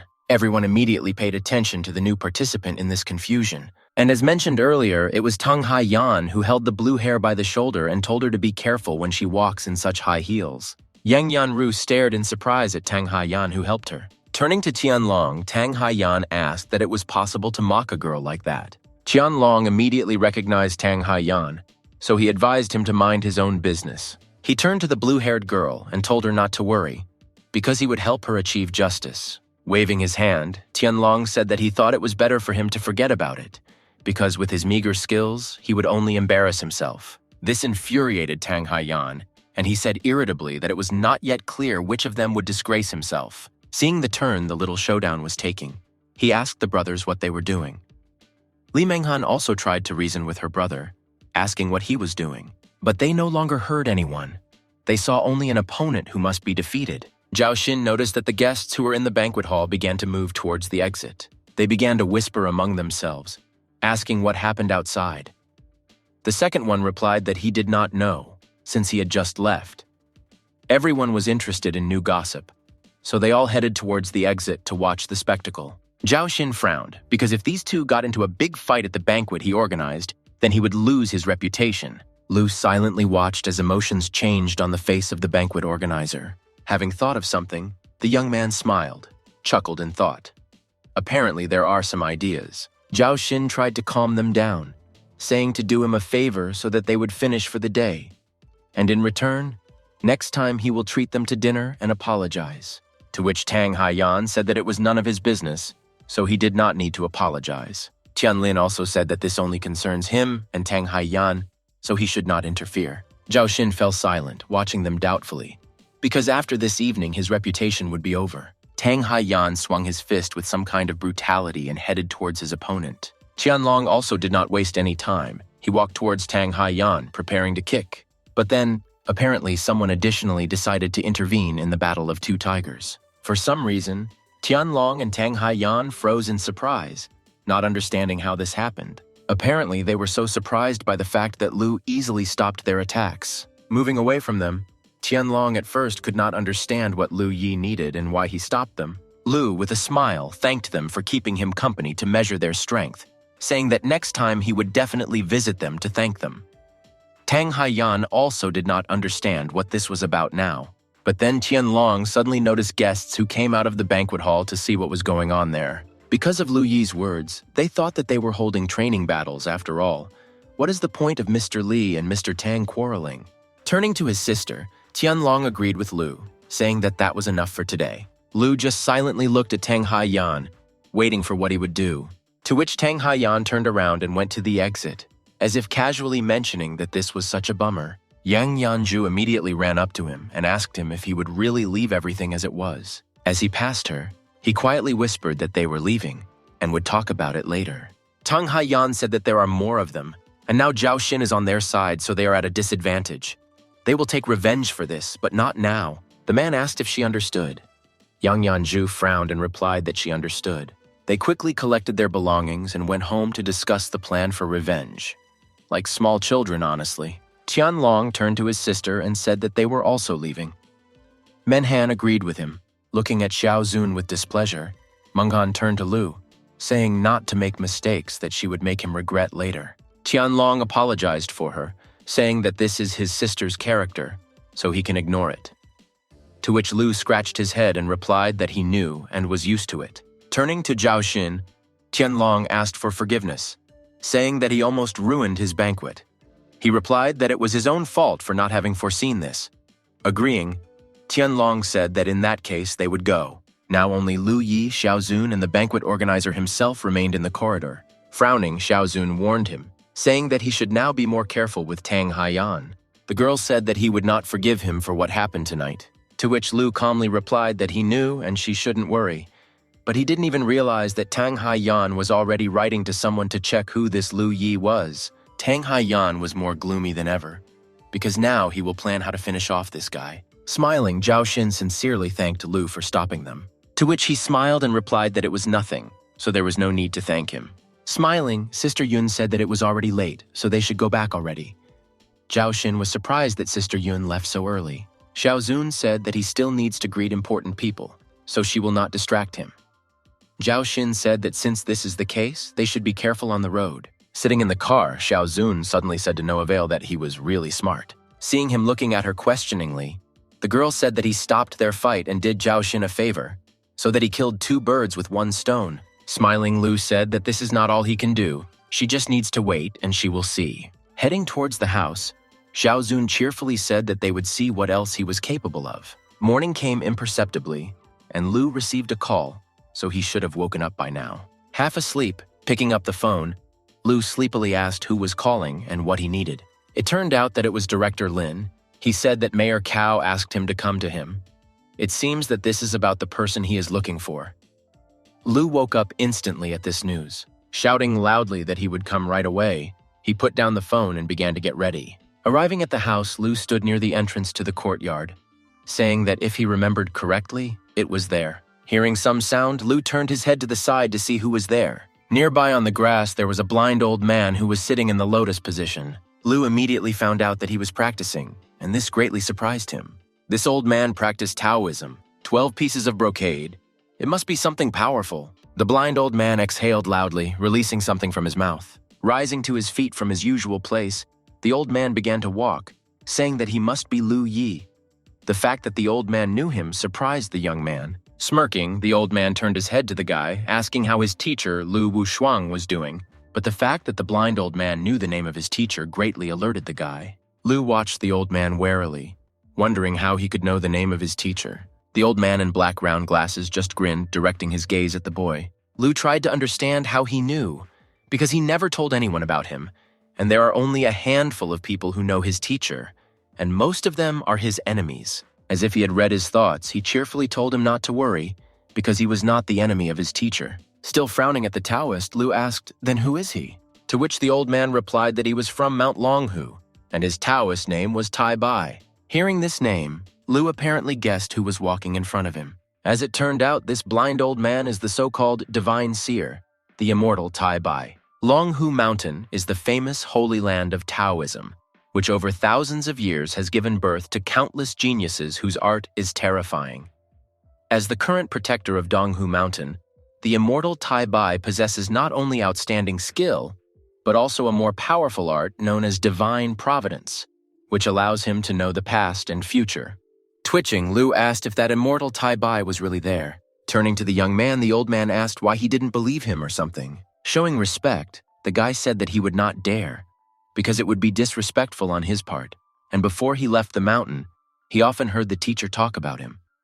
His teacher said that he was one of his few friends. Tai Bai said that he probably boasted again about how he stripped him naked with 3 swords.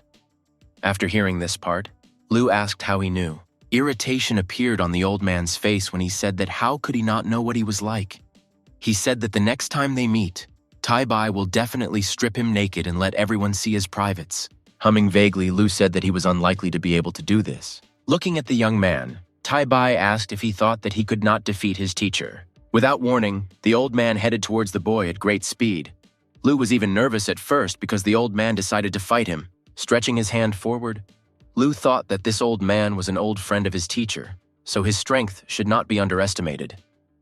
Getting into a fighting stance, Lu realized that he needed to use all his strength. The old man, noticing that he had taken a fighting stance, stopped, saying that Li Wushuang actually passed 10 revolutions of Jue's golden body to him.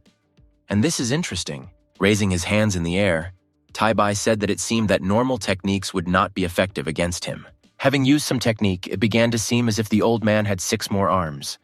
Having created such an illusion, the old man told the guy to attack. Noticing this fighting stance, Lu tried to remember where it came from, but it seemed to be Taijiquan, which literally translated is the fist of the great limit. This strange starting hand position is very similar to Tai Chi, but it is slightly different. Perhaps this is the Heavenly Master Fist, which only the elders who protect Longhu Mountain are allowed to practice. Frowning, Lu thought that he needed to strike first, and then he would see what the old man from the mountain was capable of. And while he was in the starting position, Lu disappeared from his field of vision in an instant. But Tai Bai clearly saw that the guy appeared in front of him to strike first. The old man surprisingly deftly caught the guy's leg with which he was thinking of hitting Tai Bai. The young man clearly did not expect this, as evidenced by his surprised appearance. The old man was clearly pleased with himself. Tai Bai, holding his leg, threw the guy into the fence so that life would not seem like a raspberry. But luckily for him, Lu landed on all 4s and did not fit into the concrete fence. The guy frowned at the old man, thinking that, as expected, he should be at the same level as his teacher. After examining the old man more closely, Lu agreed that he was quite strong. Heavy sighs were heard from the mayor's yard. Lu continued to attack Tai Bai, but Tai Bai, with amazing dexterity, dodged his blows over and over again. Lu slowly but surely lost his temper because he couldn't even hit the old man. If you watch in slow motion, Tai Bai's hands seem to parry the guy's blows. And due to the fact that all his blows do not hit the target, this only exhausts the young man. Apparently, this is the old man's goal, to exhaust Lu Yi. Lu Yi, it was pretty infuriating that he couldn't even touch the old man from the mountain. Avoiding the guy's blows, not allowing him to touch himself, the old man mockingly said that he was missing something at all. Stopping throwing blows that didn't even reach the target, Lu jumped away from the old man a few meters back. Seeing that the boy retreated, Tai Bai mockingly asked what happened. Was he really tired already? To which Lu smiled contentedly and told the pensioner to wipe his glasses since he couldn't see. As if ordering himself to hide, Lu's body began to distort. Apparently, he used some kind of technique. The guy instantly disappeared from the old man's field of vision, causing him to twitch in surprise. Tai Bai said that he had actually mastered the 2nd revolution of the golden core. Therefore, having come up with something, the old man took out some kind of talisman from his sleeve, on which some symbols were drawn. Appearing out of nowhere, right behind the old man, Lu swung his hand, intending to strike him. Lu was already rejoicing at his victory in advance, thinking that he would show the old man what he was made of. But he turned around in time and threw this very talisman at the guy. When the talisman with some scribbles stuck to Lu's fist, he didn't even understand what it was. It seems that to activate this talisman, you had to use your internal energy, because Tai Bai grinned and began to use it on the tips of his fingers. Then the guy was carried to the ground, because this talisman began to burn his hand like hell. Looking at the lying guy, Tai Bai said that he did not expect that he would learn the 2nd part of the 9 revolutions of the golden body at such a young age. The guy turned out to be no worse than his master. Raising his head somehow, Lu asked if it was a talisman that the old man had just used on him, to which he, grinning, replied that the guy knows his business, adding that he recently showed him the secret technique of Longhushan Mountain, 5 peals of thunder. Grabbing the old man's hands from behind, Lu said that he did not remember that they had any grievances, but he came and began to beat him. The guy asked what his intentions were, to which the old man, shaking his hands, replied that he just wanted to test his skills because if he had not controlled himself, he would not have stood like that. Frowning, Lu said that he beat him just like that, so he demands compensation. Tai Bai agreed to give it, on the condition that he let him go.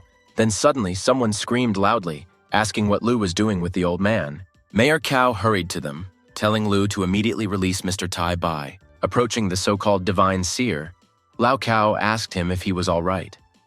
To which he smoothed his mustache and thought that, as expected from Lu Wu Xuan's disciple, he was exactly the same. The young man, meanwhile, was trying to figure out how this thing works. Turning to the guy, Mayor Cao asked him what was wrong with him, and how he could treat Mr. Tai Bai like that.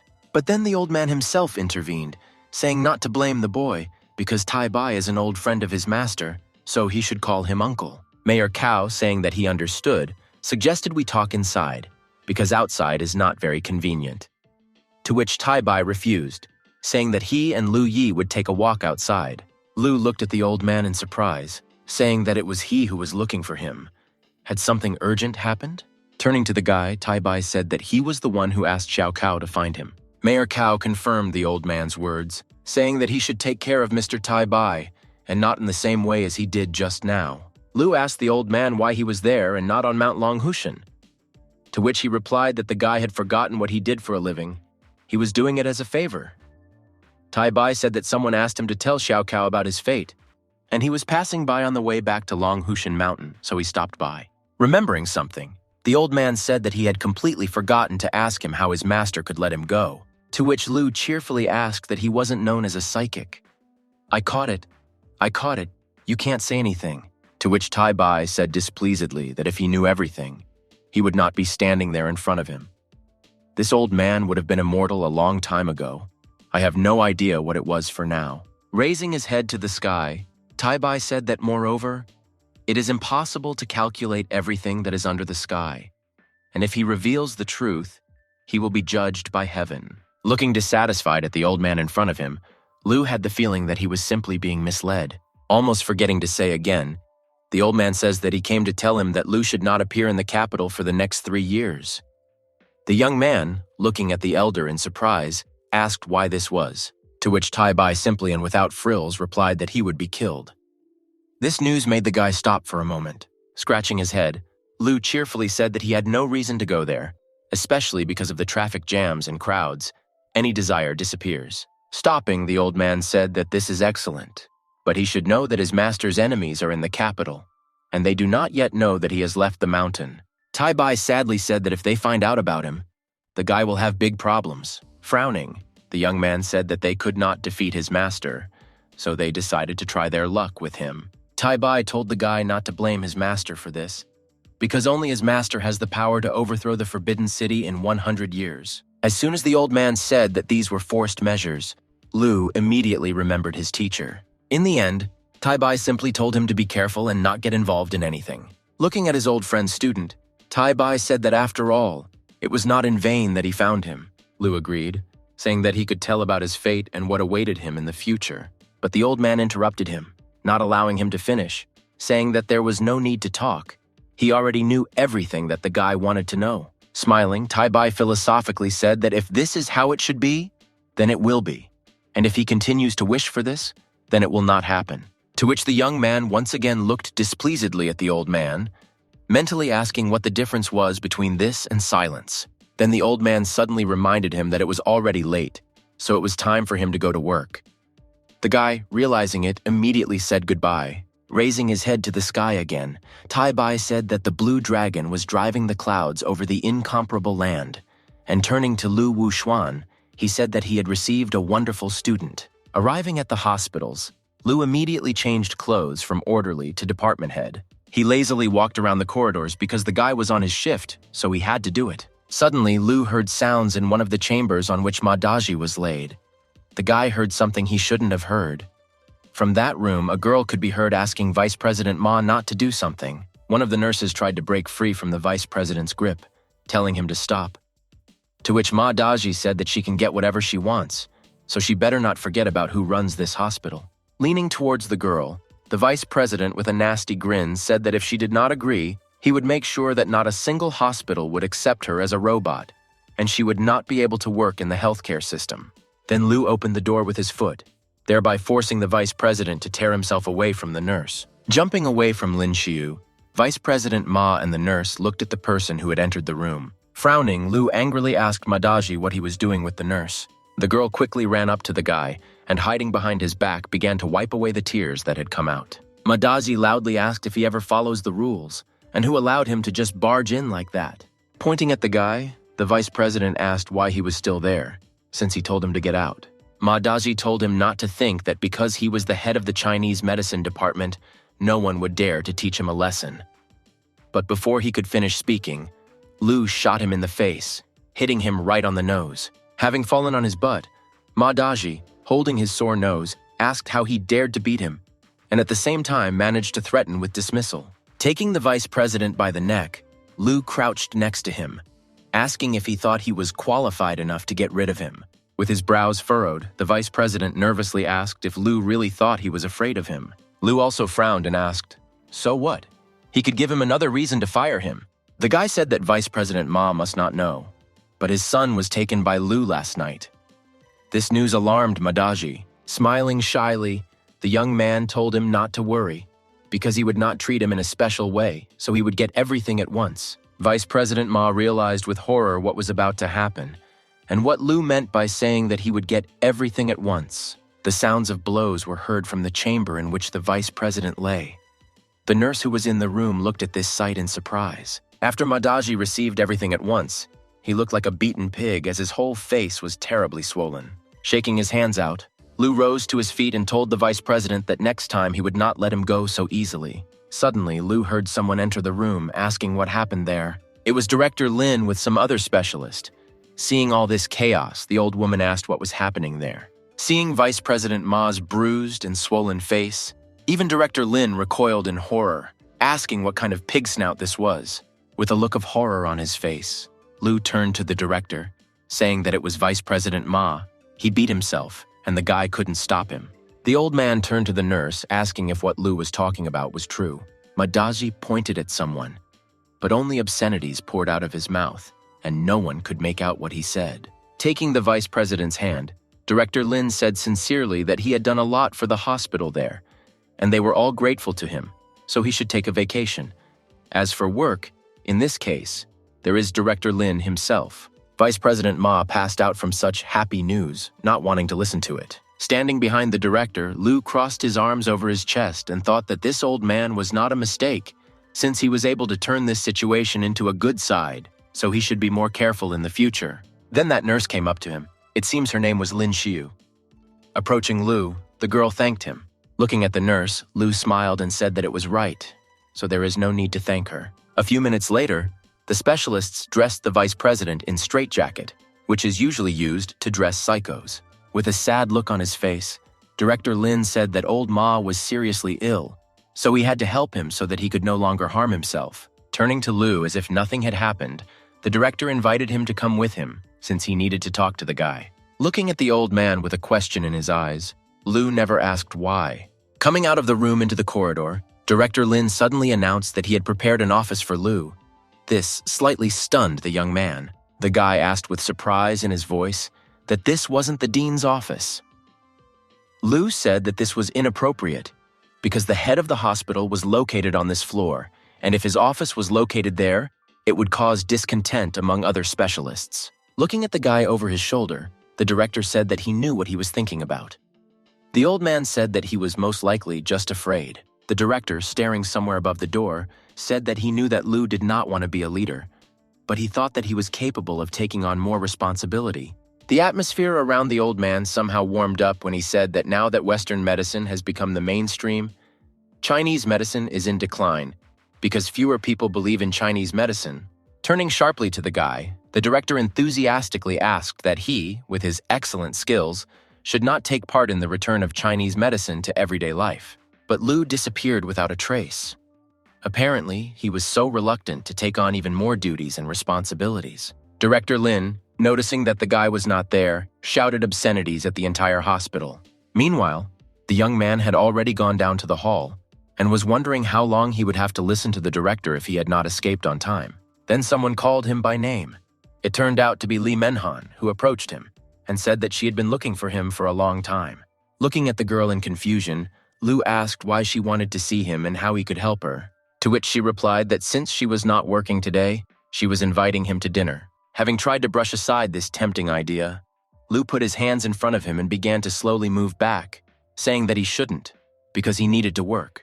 To which Li Mengan said that he need not worry, because she checked, and he is not working this afternoon, so it is better for him not to even try to make excuses. Lu mentally grimaced at this, asking himself why it was so difficult with women. When Lu changed his clothes, they went into a restaurant and immediately took one of the free tables there. With his hands folded on the table, Lu asked what was the point of eating so early in the morning, since there were no people at all. Li Mengan put her head in her hands and smiled, looking at the guy. And he almost squealed, telling her not to look at him like that. When the waiter brought the dish, the girl removed her hands from the table, saying that they should eat first. With a piece of steak in his mouth, Lu stared suspiciously at Dr. Li, wondering what she was trying to do. Putting her hand on her chest, Mengan sighed, asking the guy if he thought it was hot in the room. Unbuttoning the top button of her shirt, the girl asked if he didn't feel that she had a fever. Blushing, Lu hesitantly asked her what she was doing. Manhan responded by asking if he didn't like it.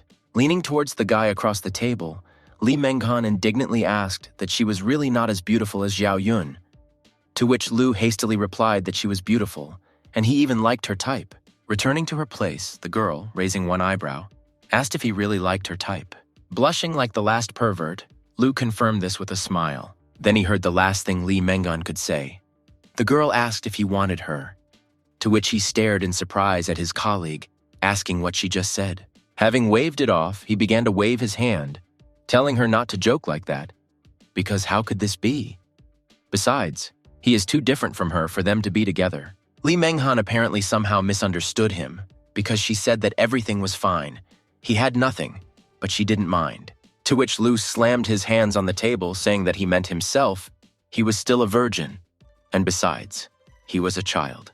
Li Mengan seemed to be very stunned by this news because she stared at him in disbelief. Slapping herself in the face, the girl said that she had thought a lot about the results, but could not even imagine that he would answer her in this way. Opening one eye, Li Mengan looked at the guy, asking what he would do if she pestered him right there. Dr. Li said they don't care if you're a child or an adult. She also added that then his reputation would be ruined, so he should think about it. After thinking for a while, Lu asked her if she was serious, to which she, frowning her eyebrows, asked how he thought.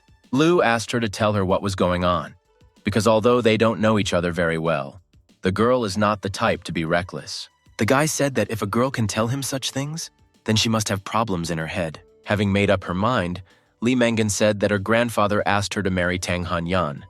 Lu immediately recognized the name, remembering that it was the guy who fought with her brother. The girl confirmed this. Lu said that Tang Han is rich, influential, and also a member of the Tang family. Therefore, he is a great match for a girl like Li Mengan. To which she said incredulously that he must be joking, because she did not want to marry him. Lu said that if she doesn't want to, then don't let her go out. Whoever can force her can. Li Mengan replied that she didn't know what their deal was with the Tang family, but they were using her as a bargaining chip, to which the guy replied that her brother and Tang Han hate each other, so he would obviously be against it. Li Mengan dejectedly replied that of course her brother does not agree, but it is her grandfather who decides what happens in the family, and it is useless for him to object. Slamming his hand on the table, Lu asked if he should drink to her happiness, to which she asked what was the matter. Dr. Li said that although he is a little annoying, he is still better than Tang Han. Lu asked why she called him annoying and still asked him to help her. Lu directly said that he could not, since he already had a fiancée. Hearing this, Manhan was greatly surprised. Leaning on the table, the girl asked if it was Xianyun Li. It was an accident, to which he categorically replied that no. Raising his eyes to the ceiling, Lu smiled dreamily, saying that he had never seen her in his life. Li Mengan looked at the guy in surprise, asking if they had an agreement. To which the young man replied that of course not. He was not like her. Frowning, Dr. Li brought up the topic of her marriage again, saying that they would not talk about other people, while asking if he would help her. Lu pouted and turning away replied that no, and he didn't intend to. Then Li Mengan stood up and slammed her palms on the table, saying that if he did not help her, then she would tell her grandfather that she was pregnant from him. This threat shocked the guy. He couldn't even find the right words to describe how insidious this woman was. It was cloudy outside, but this did not bother anyone, especially those who live in such a luxurious house. Apparently, Tang Han lived there, as he approached a door and knocked on it, and hearing that he was allowed to go inside, he carefully opened the doors. Smiling, Tang Han told someone that his calligraphy skill was getting better and better. So all these masters simply pale in comparison to him. The one the guy was addressing was his grandfather, a rather old-looking man. Raising the brush with ink, the old man said that only Han Yan could talk like that. Having completed something on the canvas, the grandfather said that tomorrow he would ask someone to take this painting to him and Manhan. Smiling, the guy thanked his grandfather for such a gift. Looking at his grandson with a smile, the old man said that he had recently talked with Old Man Li, so after a while they would visit them with a marriage proposal, and until then, Tang Han had better try not to stick his head out again. The guy approached his grandfather, helping him sit in a chair. The old man said, as for the Zhao family, they should postpone everything and wait until he gets engaged to Manhan. Grandfather said that Han Yan's father just called him and said that someone important from the Qin family was coming to Jiangzhou. Therefore, when the time comes, Tang Han must behave appropriately. He smiled arrogantly and said that if they can rise at the expense of the Qin family, then in time the Li family, the Zhao family, and even the entire Jiangzhou will be theirs. This is where the old man got greedy. Tang Han, not knowing anyone from the Qin family, asked who it was and what the sudden visit to Jiangzhou was. The old man replied that this time the person sent by the Qin family is the leader of the third generation. He said that he came to Jiangzhou to see Ye Zhentian. This explains everything, and if not all, then at least part of this confusion. As they say, you may not know who the head of Jiangzhou is, or its history, but you can't help but know Ye Zhentian. Somewhere 50 years ago, he was a 17-year-old and unknown young man. However, in just 20 years, he created the world's 500 largest companies, Ye Group. However, at that time, Ye Zhentian was not satisfied with his status, and soon, finance, real estate, e-commerce, clothing, etc. Ye Group were divided and listed. Ye Group has quickly become China's most successful company, with assets of over $1 trillion. The Jiangzhou Ye family, the Yanjing Chao family, the Jiangxiang Li family, and the Tainan Gu family were called the four great families of the Chinese commercial world. However, there were unpredictable events, and Ye Zhentian, the richest man in the country, simply disappeared. The huge Ye Group was naturally left without a head, and therefore found itself on the verge of collapse. And although two of the Ye family, Ye Kunlun, managed to save the Ye family from madness, he was subsequently seriously injured. Over the past 20 years, there has been no news about Ye Zhentian in any media, as if he had never existed. Here Tang Han became nervous because Mr. Ye was in Jiangzhou, and he had not even heard about it. Looking at his grandson, the old man smiled and said that he himself was shocked when he found out about this.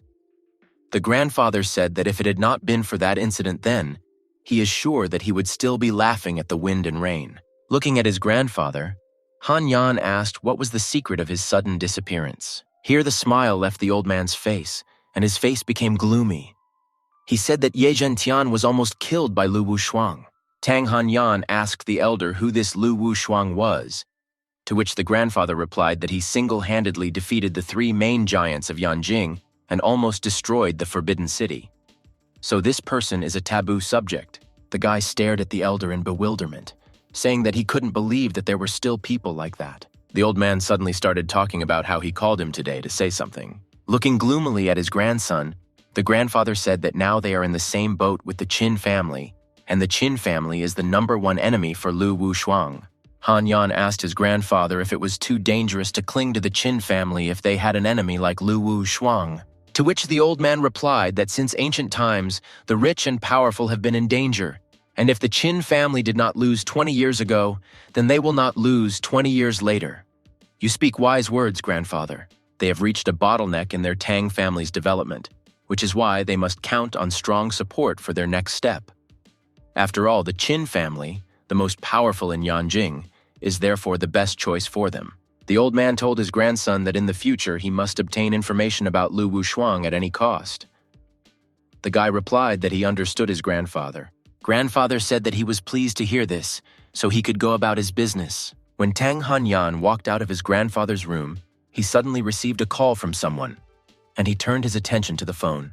Hearing the news from the caller, the guy grinned and said that since the little doctor decided to take his woman away from him, he must want to die. The person on the other side of the call asked if he had read the information in the message. Smiling even wider, Han Yan confirmed this, saying that let him disappear forever. The man who was watching Manhan and Lu sitting in the restaurant replied that he understood the task. Lu, meanwhile, tried to dissuade Manhan from this senseless act, asking why she chose him. He said that he thought that such a beautiful girl like her should have many rich admirers from whom she could choose. Why would she want him? Frowning, the girl said that she was asking him again, asking whether he would help or not in the end. Lu was preparing to tell her again why he couldn't help her in this matter, when he suddenly noticed something strange and took a closer look. And while Manhan pressed him, asking what was wrong with her, asking him to tell her everything as it is. But Lu was busy watching the man who was watching them. The man, noticing that the guy was looking straight at him, frowned. Manhan was already furious, saying that he was mocking her. Lu looked at the man watching them, thinking that this guy didn't look good. Besides, he was quite strong. Plus, he was watching him. Rising from the table, he headed towards the back exit. Manhan asked where he was going, to which he replied that he needed to leave for a while, so she did not need to leave. Lu went out to the part where restaurant workers usually left all kinds of garbage. Coming around the corner, Lu noticed that the man was standing there with his back to him, as if waiting for him. Grinning, the man said that he was quite brave to follow him, to which Lu asked that he probably came to get him into trouble. Looking over his shoulder at the boy, the man smiled even wider, saying that he was not there to get him into trouble, he was there to kill the boy. Raising an eyebrow in confusion, Lu grinned and asked if he could ask what his name was. Finally turning to face the guy, the man smiled serenely, answering that his name was Qin Dao. Lu seemed to already know the person by this name, which is not surprising. The man, noticing that he was not surprised, asked if he had heard of him. Grinning, Lu replied that how could he not know the heir of the Forbidden City, the dog of the Qin family. Staring at the guy, Qin Dao said that he was quite knowledgeable, which meant that he was not just a doctor. Crossing his arms over his chest, Lu closed his eyes with a chuckle and said that he wanted to kill him, without even knowing who he was. Qin Dao already seems to have begun to flex his fists for battle, saying that regardless of his status after their meeting today, he will be dead. Having prepared for battle, the man said that whoever he was, he would die today, so there was no need to find out all the details of his life. Lu also did not waste his time, and taking a fighting stance, said that he should stop carrying heresy if he so wants to kill him. Qin Dao said nothing to this obvious provocation, standing in front of the self-confident guy. They simultaneously raised their fists to strike. After their fists collided, they were thrown back several steps. Qin Dao mentally confirmed that the guy is a good fighter, so it is not surprising that he was summoned. Upon landing, Lu thought that things weren't going as he expected, so he'd better watch what the attacker's next steps would be. Qin Dao did not waste any time, so he immediately swung his leg at the young man, but he, fortunately, deftly dodged. The man did not stop for a minute inflicting new blows on the doctor, but he still deftly dodged. Lu mentally said, everything that he noticed in the man's skills, he thought that every blow of him was strong, so he himself needed to speed up. Having disappeared from Qin Dao's field of vision, the guy began to spin circles at high speed to confuse the man. Smiling, Lu thought that now he would see what he would do in such a situation. Seeing that the man was open to a blow, the guy smiled and moved towards Qin Dao.